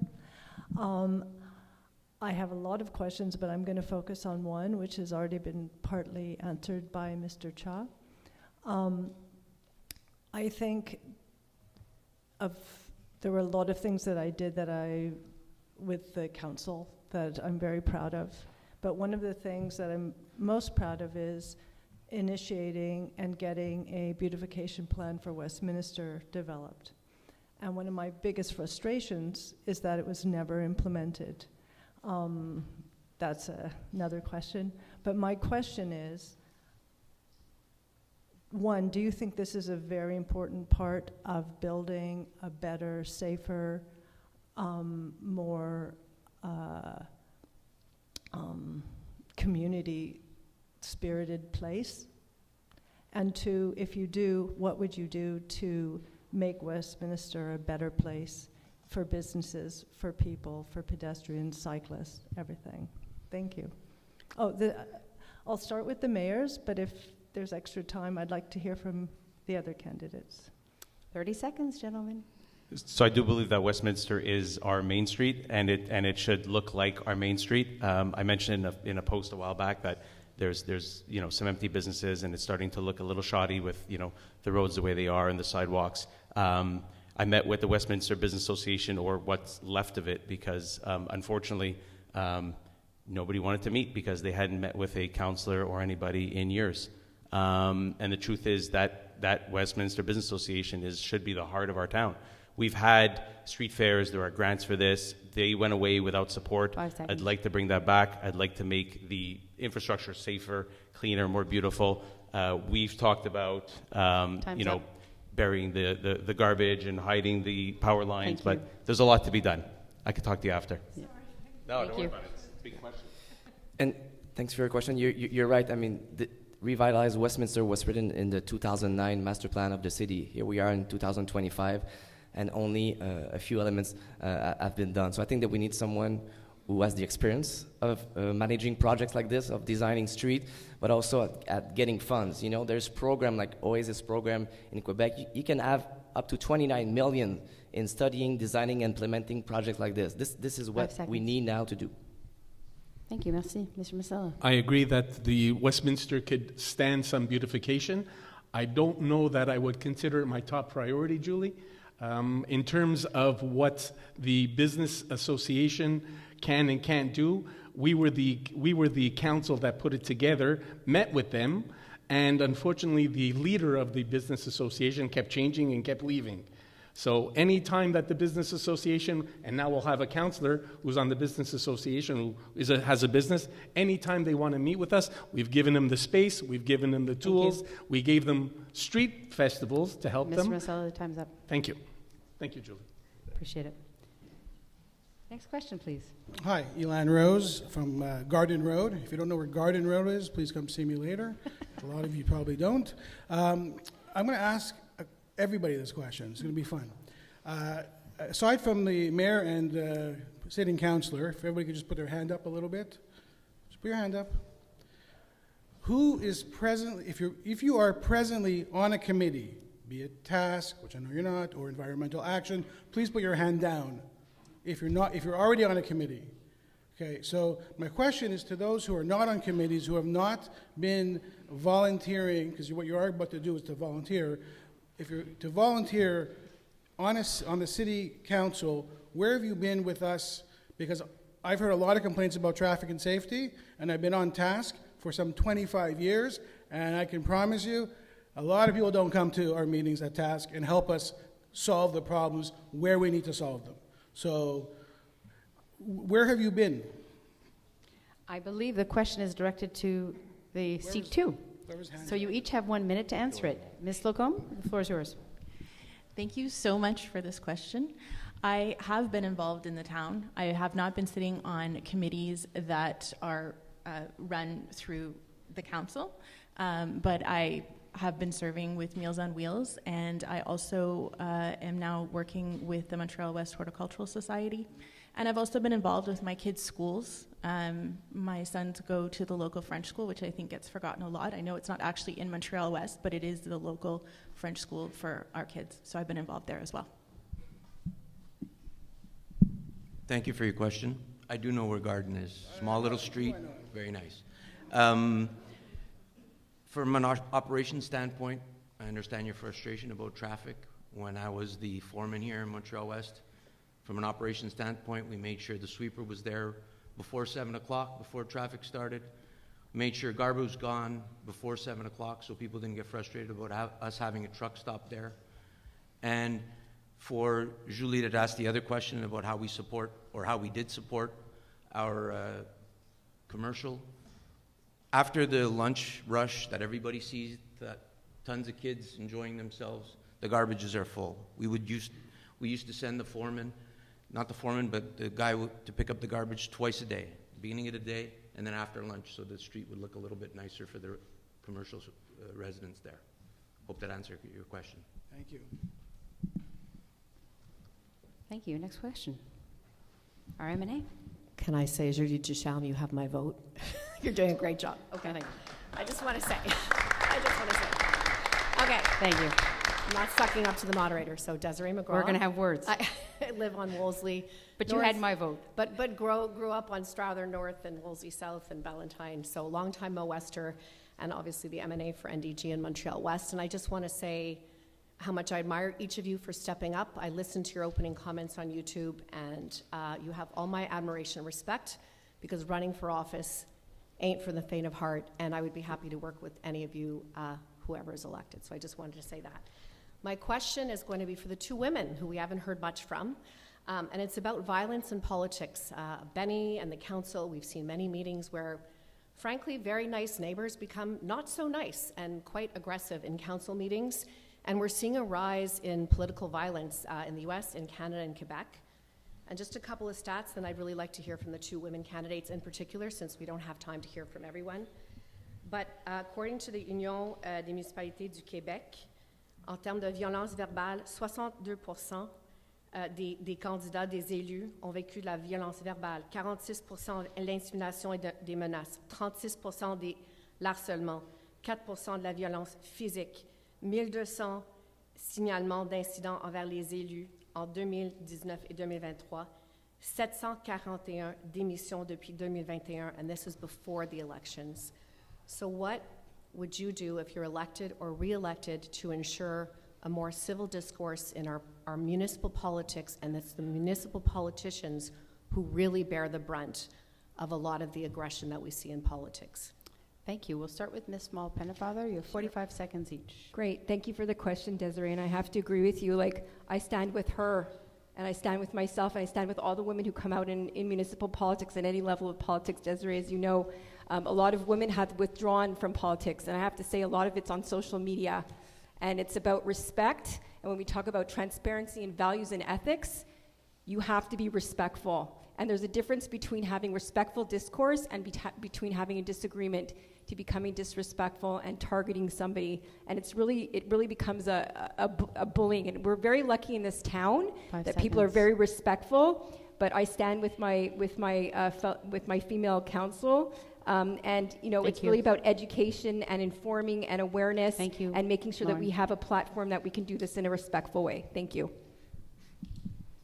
Thank you so much for this question. I think that it's a very important issue, and I think that it's also important that women still step forward and are not cowed and are not afraid to put themselves forward and bear the brunt of whatever comes their way. I think, like Lauren said, we've been very lucky in Montreal West. I've been attending town council meetings, and I have found that overall people are quite respectful, and I think that we, as a council, the people that are up here, I think are all committed to maintaining civil discourse. Speaking of civil discourse, there's some honking going on outside. There's enthusiasm for all of the candidates. All right, we'll have the next question, please. Name, street, and who you're directing your question to. So I got lucky 13. My name is Louise Chenever. I live on Northview. Okay, Town of Montreal West has been supporting Meadowbrook for over 30 years. We all do, and it's all important, but it's not in our town. What is in our town is the Hydro Corridor, and I've been championing that since 2002. And I'm the spokesperson and the founder of Les Amis du Corridor Vert à Montréal-Ouest. Corridor d'Hydro-Québec à Montréal-Ouest. So, sorry. I would like to know who's going to first I'll direct it to Jonathan Shaw, who has come to my Jane's walks. He does walk on the corridor, and he has, quote, given me an email saying, it is very important to me to preserve the biodiversity of this path and for its residents. And I just wanted to add another thing. I've been doing inventories. We found several different vulnerable and endangered species on the corridor, and I've been working with Hydro-Québec, and presently doing brown snake inventories this month. Anybody who's interested could talk to me. We've been doing bat surveys with Concordia. Could we have I've your been question, doing tree please, search. Ms. So Chenever? the question is, if you're willing to preserve it, how are you going to do it? The question is directed to Mr. Shah? Yes. Okay, we'll start with Mr. Shah. Well, thank you for your question. And first of all, thank you for your involvement, and thank you for sharing your knowledge on this area of the town, which is very important. It's an important ecological corridor that we must preserve, but this belongs to Hydro-Québec. So we need to make sure that we talk with them. Hydro sometimes come and cut trees and do some intervention without talking to the residents. So I think it's important to talk to Hydro, make sure that they talk to the residents on Roxton, on Radcliffe, and that we make sure that all together we preserve this green space, but also the great biodiversity of this corridor. Anything to add, Mr. Forlini or Mr. Mazzella? Yes. Can I go ahead? Yeah. 15 seconds. So each, please. we have been in, since the beginning, since they started talking about that project, the town, the council, in particular Councillor Torres, was involved and ensuring that we were dialoguing with Hydro-Québec, ensuring that our residents on Roxton and Radcliffe were being spoken to, and ensuring that whatever Hydro-Québec was proposing was something that fit with the ideas of Montreal West. Thank you. Thank you. Mr. Forlini, do you want to? No, okay. I know this is an issue that Johnny really cares about because he lives please. there, so I'm going to pass it to Johnny my time. Thank you, Franco. I live on Roxton. We feed our families with the gardens that are behind Roxton. There's apricot trees, pear trees. My mom makes, who's here tonight, thank you. 10 seconds. She makes tomato preserve with what we have, so we're very concerned about preserving it. And all the people that walk their dogs there, we appreciate having you there, and we're glad that you guys come. I'd like it to stay exactly the way it is if it's possible. Thank you. Thank you.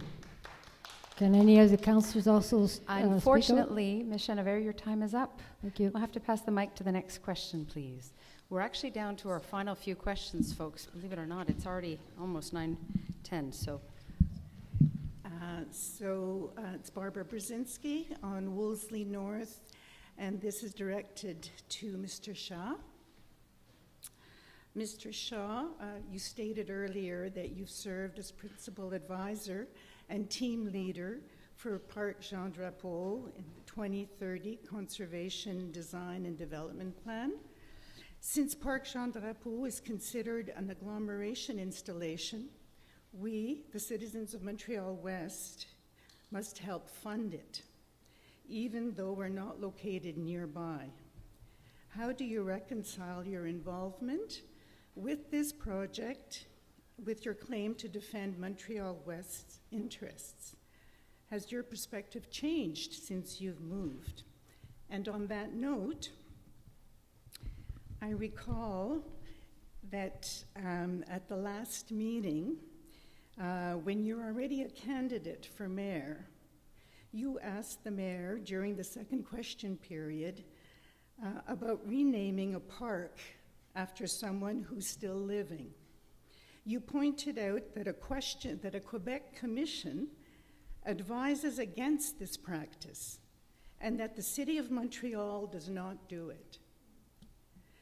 So I want to make sure that you know that we are not part of Montreal. In 2005, I was one of the hundreds of volunteers who worked to demerge after seeing the deterioration firsthand in the services of our town. Barbara, we'll need your question shortly. The residents voted overwhelmingly, 83%. My question is, how do I know that you are backing us and not thinking about Montreal? Well, I think if you see my platform, you see my commitment. The work that I did at Jean Drapeau was acclaimed worldwide. The planning received the best planning of park in the world 3 years ago. So I have the expertise in landscape architecture, inclusivity, conservation, management, design. This is that expertise that I want to bring in the city to address issues in terms of environment, in terms of planning, in terms of design. So my 20 years of experience, not only in Montreal, also, I mean, this is what I can bring here. And I'm a Mo-Wester. I respect the fact that we are an independent town. I want the town to remain independent. But some issues go beyond the limits of Montreal West. And that's when you talk about climate change, when you talk about traffic, it's not about 7th Street. It goes over. So this is what I'm saying by we need to work with neighbors, with Montreal, with Côte-Saint-Luc. It's not about remerging Montreal West. It's about making sure that we solve our issues for our town. Thank you. Merci. Can I hear? Do you have to do the Unfortunately, we've used up the time, but you're welcome to stay after and ask the candidates between 9:30 and 10 the remaining. Thank you. Now you know what you have to prepare for, gentlemen. Next question, please. If anybody else has questions, why don't you get in line? Yeah, hi. Candidates, congratulate Ian Robinson from Ballantyne North. Candidates, congratulations.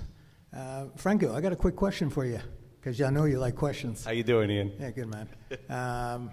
You brought up the issue of the lawsuit of Beaconsfield. Yeah. And you said if Beaconsfield wins, it's good for us. Can you expand on that and the effect that winning that lawsuit would have for us? Well, I find that the previous question sort of made mention of that the town sort of started to go downhill after the demerger. We lost a lot with that aglo tax, and as Mayor Masella mentioned maybe 20 minutes ago, they've been fighting it for a long time.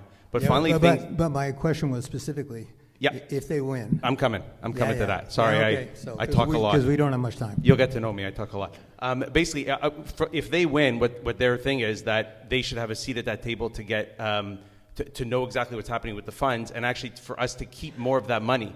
And I'd like to put some more muscle behind their hustle, because for years, like Mayor Masella said, nothing's happened, and now things may be starting to move. The demerged towns are starting to get a little bit more frustrated that City of Montreal is using their money in the wrong way. So if we get to keep more, it's more in our pocket. Okay, so your contention is they win the lawsuit, it's good for us. Mr. Masella, so quickly, do you agree with that? If I still believe that they don't have a big chance of winning, Mr. Robinson. Yeah. But if Beaconsfield does win, all of the demerged municipalities are going to benefit from it. Period. Good. Yeah. I have another quick question. Take 2 seconds. Nick, are you awake? He fell asleep at 6. First, yeah, Nick. Kevin, we haven't asked you a question yet. You're right. Okay. Just quickly for Nick. So, Nick, congratulations on a vicious campaign. And Nick is a business owner, and you know about costs and taxes and everything. And so, on council, will you do your best to endeavor to try and keep the expenses of Montreal West down to try and mitigate our taxes?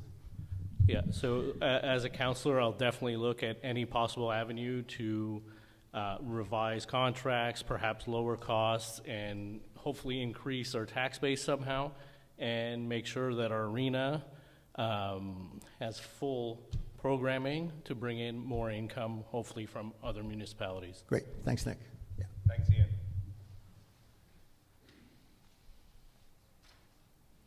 Hi, I'm Karen Christensen. I live on Avon. So Montreal West has 3 schools on its territory, and hundreds of high school and elementary school students have to cross Westminster daily.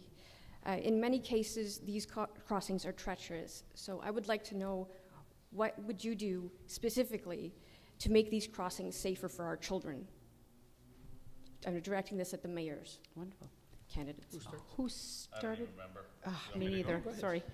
Franco, please begin. Thank you. Okay, so I've looked at that crossing and driven that crossing thousands of times. For me, not just specifically Ainsley. There are crossings all along Westminster that are yeah. used So by that's what I mean. our children. To be honest, I find as a pedestrian and as a driver, there's almost too many. There's almost too many. You almost need less crosswalks and more people going, students at the same time. Because what happens with drivers is the train comes, one student goes, another one goes, another one goes. It's such a long train of kids that then drivers get frustrated and try to go, and it's just not safe. With less crosswalks, more kids going at once, you'd have less stops of cars. It would be better. Personally, that's how I feel. I think the crosswalks that we do keep should be better lit and safer. Like I mentioned before, a 5 raised seconds. crosswalk like the one at Maimonides School. If you ever go see it, it's perfect. But stuff like that we need. So less crosswalks, but the ones that we have safer and better lit. That's for me, for pedestrians. Thank you. Mr. Shaw? Yeah, but I think this idea is not aligned with the way that we see mobility today in our cities, especially in a city that has so many seniors. We want more crosswalks. We want to make sure that we secure all these intersections. It's important that we maintain the fluidity of traffic, but that the cars understand that they are people crossing the street and walking on the street, so they have to see them.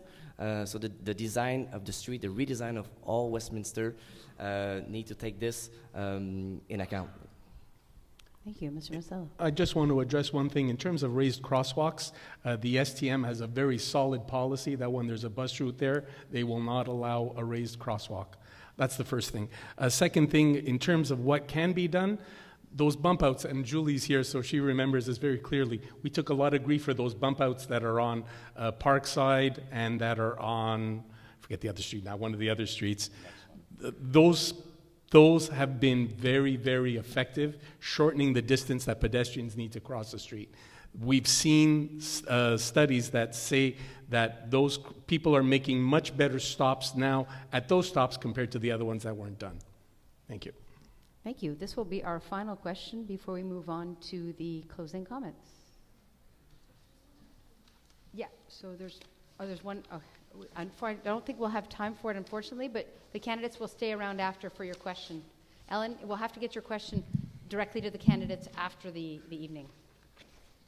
Time's up, sorry. Please go ahead. Hi there. Thanks for moderating this evening. My name's Megan. I live on Westminster. This is a question for the mayoral candidates, but I welcome you all to consider it in the spirit of the question. These roles are at their bones leadership roles, community leadership roles. And I think it's clear that Montreal West is a community itself. It's very strong. We pride ourselves on that. And I might eat my words here, but could you raise your hand if you're in the room right now and you're between the ages of 18 and 28? We'll go with that. Thank you. I think I see Could one. we have your question, please? Yeah, absolutely. Theoretically, I've just identified a group of people that are missing from this room. There must be a lot of other ones. It's not just the 18 to 28-year-olds. That's just an example. So how do you intend to engage these groups that maybe don't feel like they belong in Montreal West? How do you identify them? And how, more importantly, how do you engage them? Thank you. Thank you. Okay, we'll start with Monsieur Shaw this time. Well, I think during the campaign, it's a good opportunity to talk to people, especially when you're walking on the street, knocking on doors. That's a good way of talking to, I would say, a more diverse crowd. I think that through our recreational and sports program, this is a good place to meet them and hear them. So I think that if we were talking about the coffee with the mayor earlier, I think we need to find a way to meet different groups in the city, and that's something that we can put on as a new council, a part of the town council. Thank you. Mr. Mazzella. there has to be ways that people, not everybody's interested in coming out to a council meeting, and to address what the lady was saying before, and to address what Lauren and Martha were speaking of before, la période des questions n'est pas une période de débat. Ça peut causer, ça peut enfler les tensions. Alors, my idea is to go back to the idea I had in the past, coffee with the mayor, very informal. And at that time, I actually did have young people coming. And unfortunately, it stopped during COVID, so that's something that needs to start up again. Thank you. Thank you. So as president of CRA, I see this issue firsthand.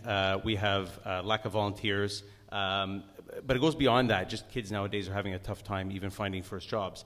That's something that I'd love to bring back, and I've mentioned that in my platform before. You need a pull strategy more than a push strategy. So you have to invite kids to come out and to do stuff. You have to make it interesting for them. You have to create opportunities in the town for them to volunteer and speak to them at their level and to get entry-level jobs. I've talked about ride-along jobs and entry jobs in the town, working either for the council or for the blue collars or for the CRA, jobs where they can start and jump off, and as they start to work with the town, it'll be better. I've also talked about cross-programming between seniors and teens, because the 12 to 17 age group is particularly always on their screens and stuff. We need to change that. So if we could do a cross-training between seniors and teens, let's say where teens are teaching seniors email and coding and this, and seniors are teaching other skills to teens, bike repair and this and that, you help both. It's simple, and it doesn't cost money. We have plenty of room at the rec center. Anyway, I'd go all day on this. Thank you. Thank you. If you could see Ms. Small-Pennefather after, it seems she has an additional comment to share. Unfortunately, our time for the question period is over. It goes by so quickly, and it's a bit of a firing squad for our candidates, but thank you for getting us through this. As a reminder, the candidates have agreed to stay between 9:30 and 10 to answer your questions. Donc, les candidats vont être ici entre 9h30 et 10h pour répondre aux questions qu'on n'a pas eu le temps d'adresser ou aux clarifications que vous désirez. We're now going to go on to the final part of our evening, which is the closing comments by each candidate, some of which we have not heard from in the Q&A period. So maybe it's because you've just done a great job campaigning, but I'll leave it at that. We'll start with Mr. Gonzalez for your closing comments, please. 1 minute. Thank you very much. So good evening, everyone. Like I mentioned before, thank you for being here tonight. My name is Victor Gonzalez. I'm running for seat 4 because keeping Montreal West safe is a responsibility we all share. Our streets, parks, and schools should be places where children, as mentioned before, can play freely, seniors can walk with confidence, and every resident can feel secure. If you place your trust in me, I will listen, I will take action, and work closely with council and community to make our town safer, stronger, and more connected every day. Together, we can build a Montreal West that we are all proud of to call home. Thank you, and my name is Victor Gonzalez. Thank you, Mr. Gonzalez. Mr. Bergeron. Bonjour, je vais continuer sur le sujet de la communauté. J'ai une anecdote à vous demander ou à vous raconter. Qui se reconnaît ou connaît un voisin qui habitait dans les environs, mais pas à Montréal-Ouest, qui a déménagé pour habiter à Montréal-Ouest, dépenser des centaines de milliers de dollars ou des millions de dollars? On a toujours un attrait à Montréal-Ouest. C'est une superbe communauté. Elle n'est pas parfaite. C'est pour ça que je suis ici, pour l'améliorer, vous aider et être le prochain conseiller numéro 4 pour continuer dans cette direction pour les 4 prochaines années. Merci, mon nom est Philippe Bergeron et je me présente pour le conseiller numéro 4. Merci, M. Bergeron. M. Chaffin. Je tiens à vous remercier d'être présent et engagé dans l'avenir de notre communauté. Ma plateforme est basée sur mes observations sur des expériences vécues. Je crois profondément que Montréal-Ouest mérite un CCE plus clair, plus juste et à l'écoute de tout. Ensemble, faisons de notre ville un exemple de transparence et de respect pour chaque résident. Je m'appelle Chant Chaffé pour siège numéro 4. Merci beaucoup.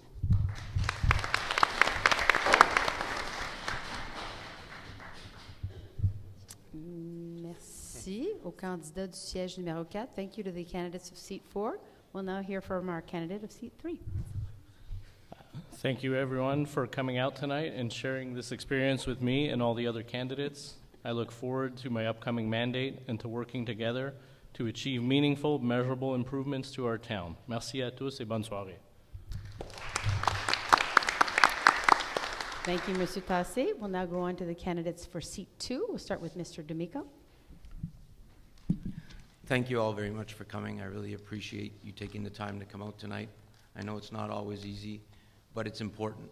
And that's what I want you to know that you'll have with me. You'll have somebody that will take the time, do the work, find an answer, and come see you with that answer.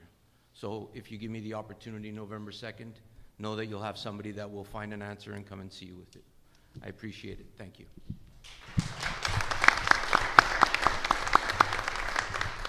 Thank you. Ms. Slocum. Thank you all. Thank you all for being here tonight and for caring about the future of Montreal West. This town is special because of its people, something that's only become clearer to me during this campaign. It's been a true privilege to get to know and meet so many of my neighbors to talk about the town that we all love. Thank you for allowing me to share my ideas and my passions. I hope you'll consider voting for me on November 2nd.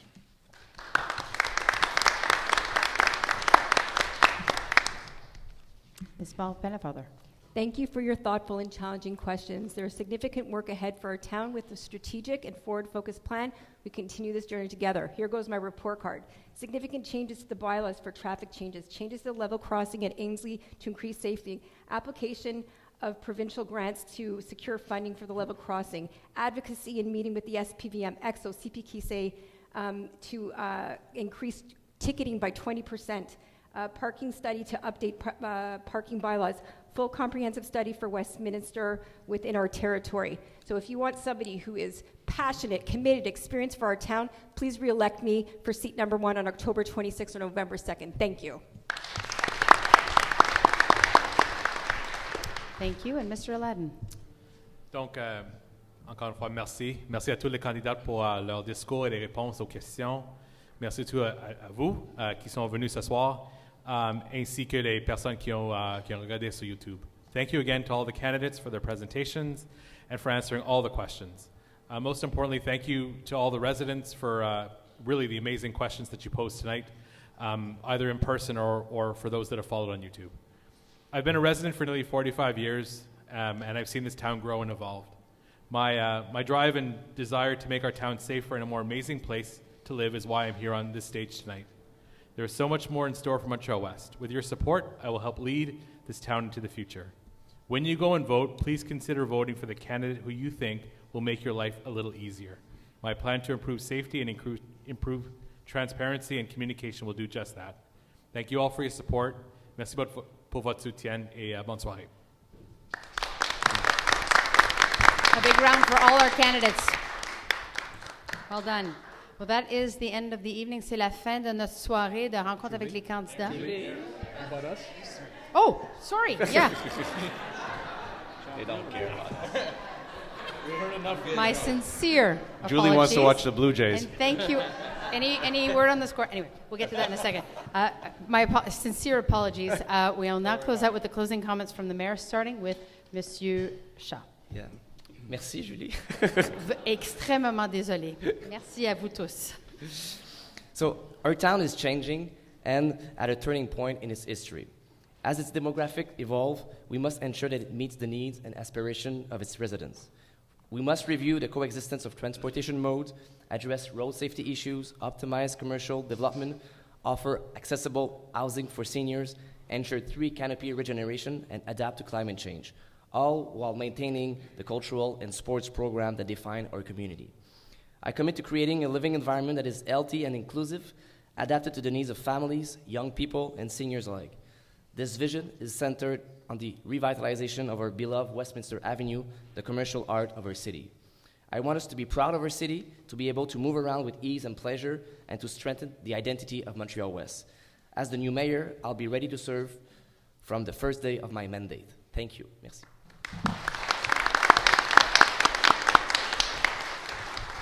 I like standing. I'm going to do this as quick as I could. Yeah, go. Okay. About 5 months ago, I announced my intention to run for mayor. About a month after that, I went to Mercanti on Monkland with a friend of mine for coffee. And I saw Mayor Masella there with his family. And my friend said, "Are you going to go over and see Mayor Masella and say hi?" And I said, "Well, maybe I'll just wave. I'm not going to bother him with his family.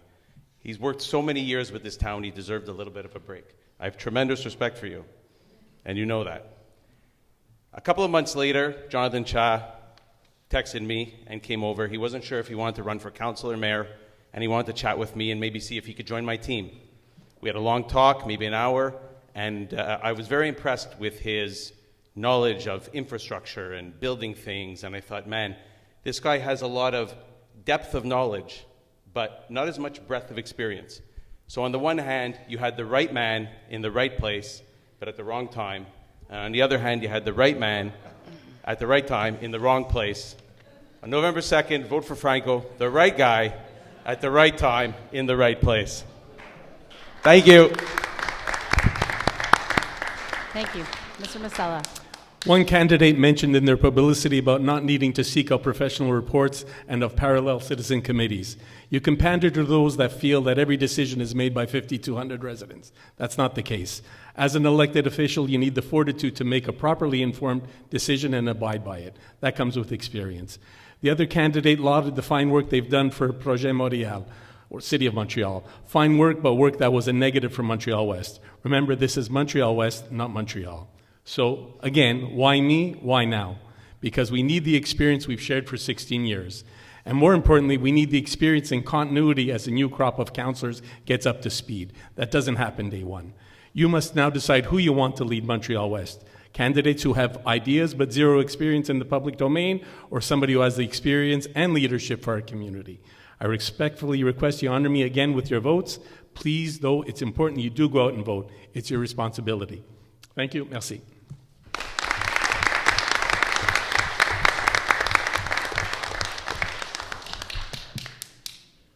Nobody left? No. Are we doing it next week again? No, thank you. Oh. That is the end of our evening. C'est la fin de notre soirée de rencontrer les candidats. The candidates will remain in the room for the next half hour for anyone with remaining questions. Thank you all to those who tuned in online. Et si vous avez des recommandations, des suggestions pour le format de cette soirée, soyez pas gênés d'écrire à The Informer. Merci, bonne soirée. Thank you.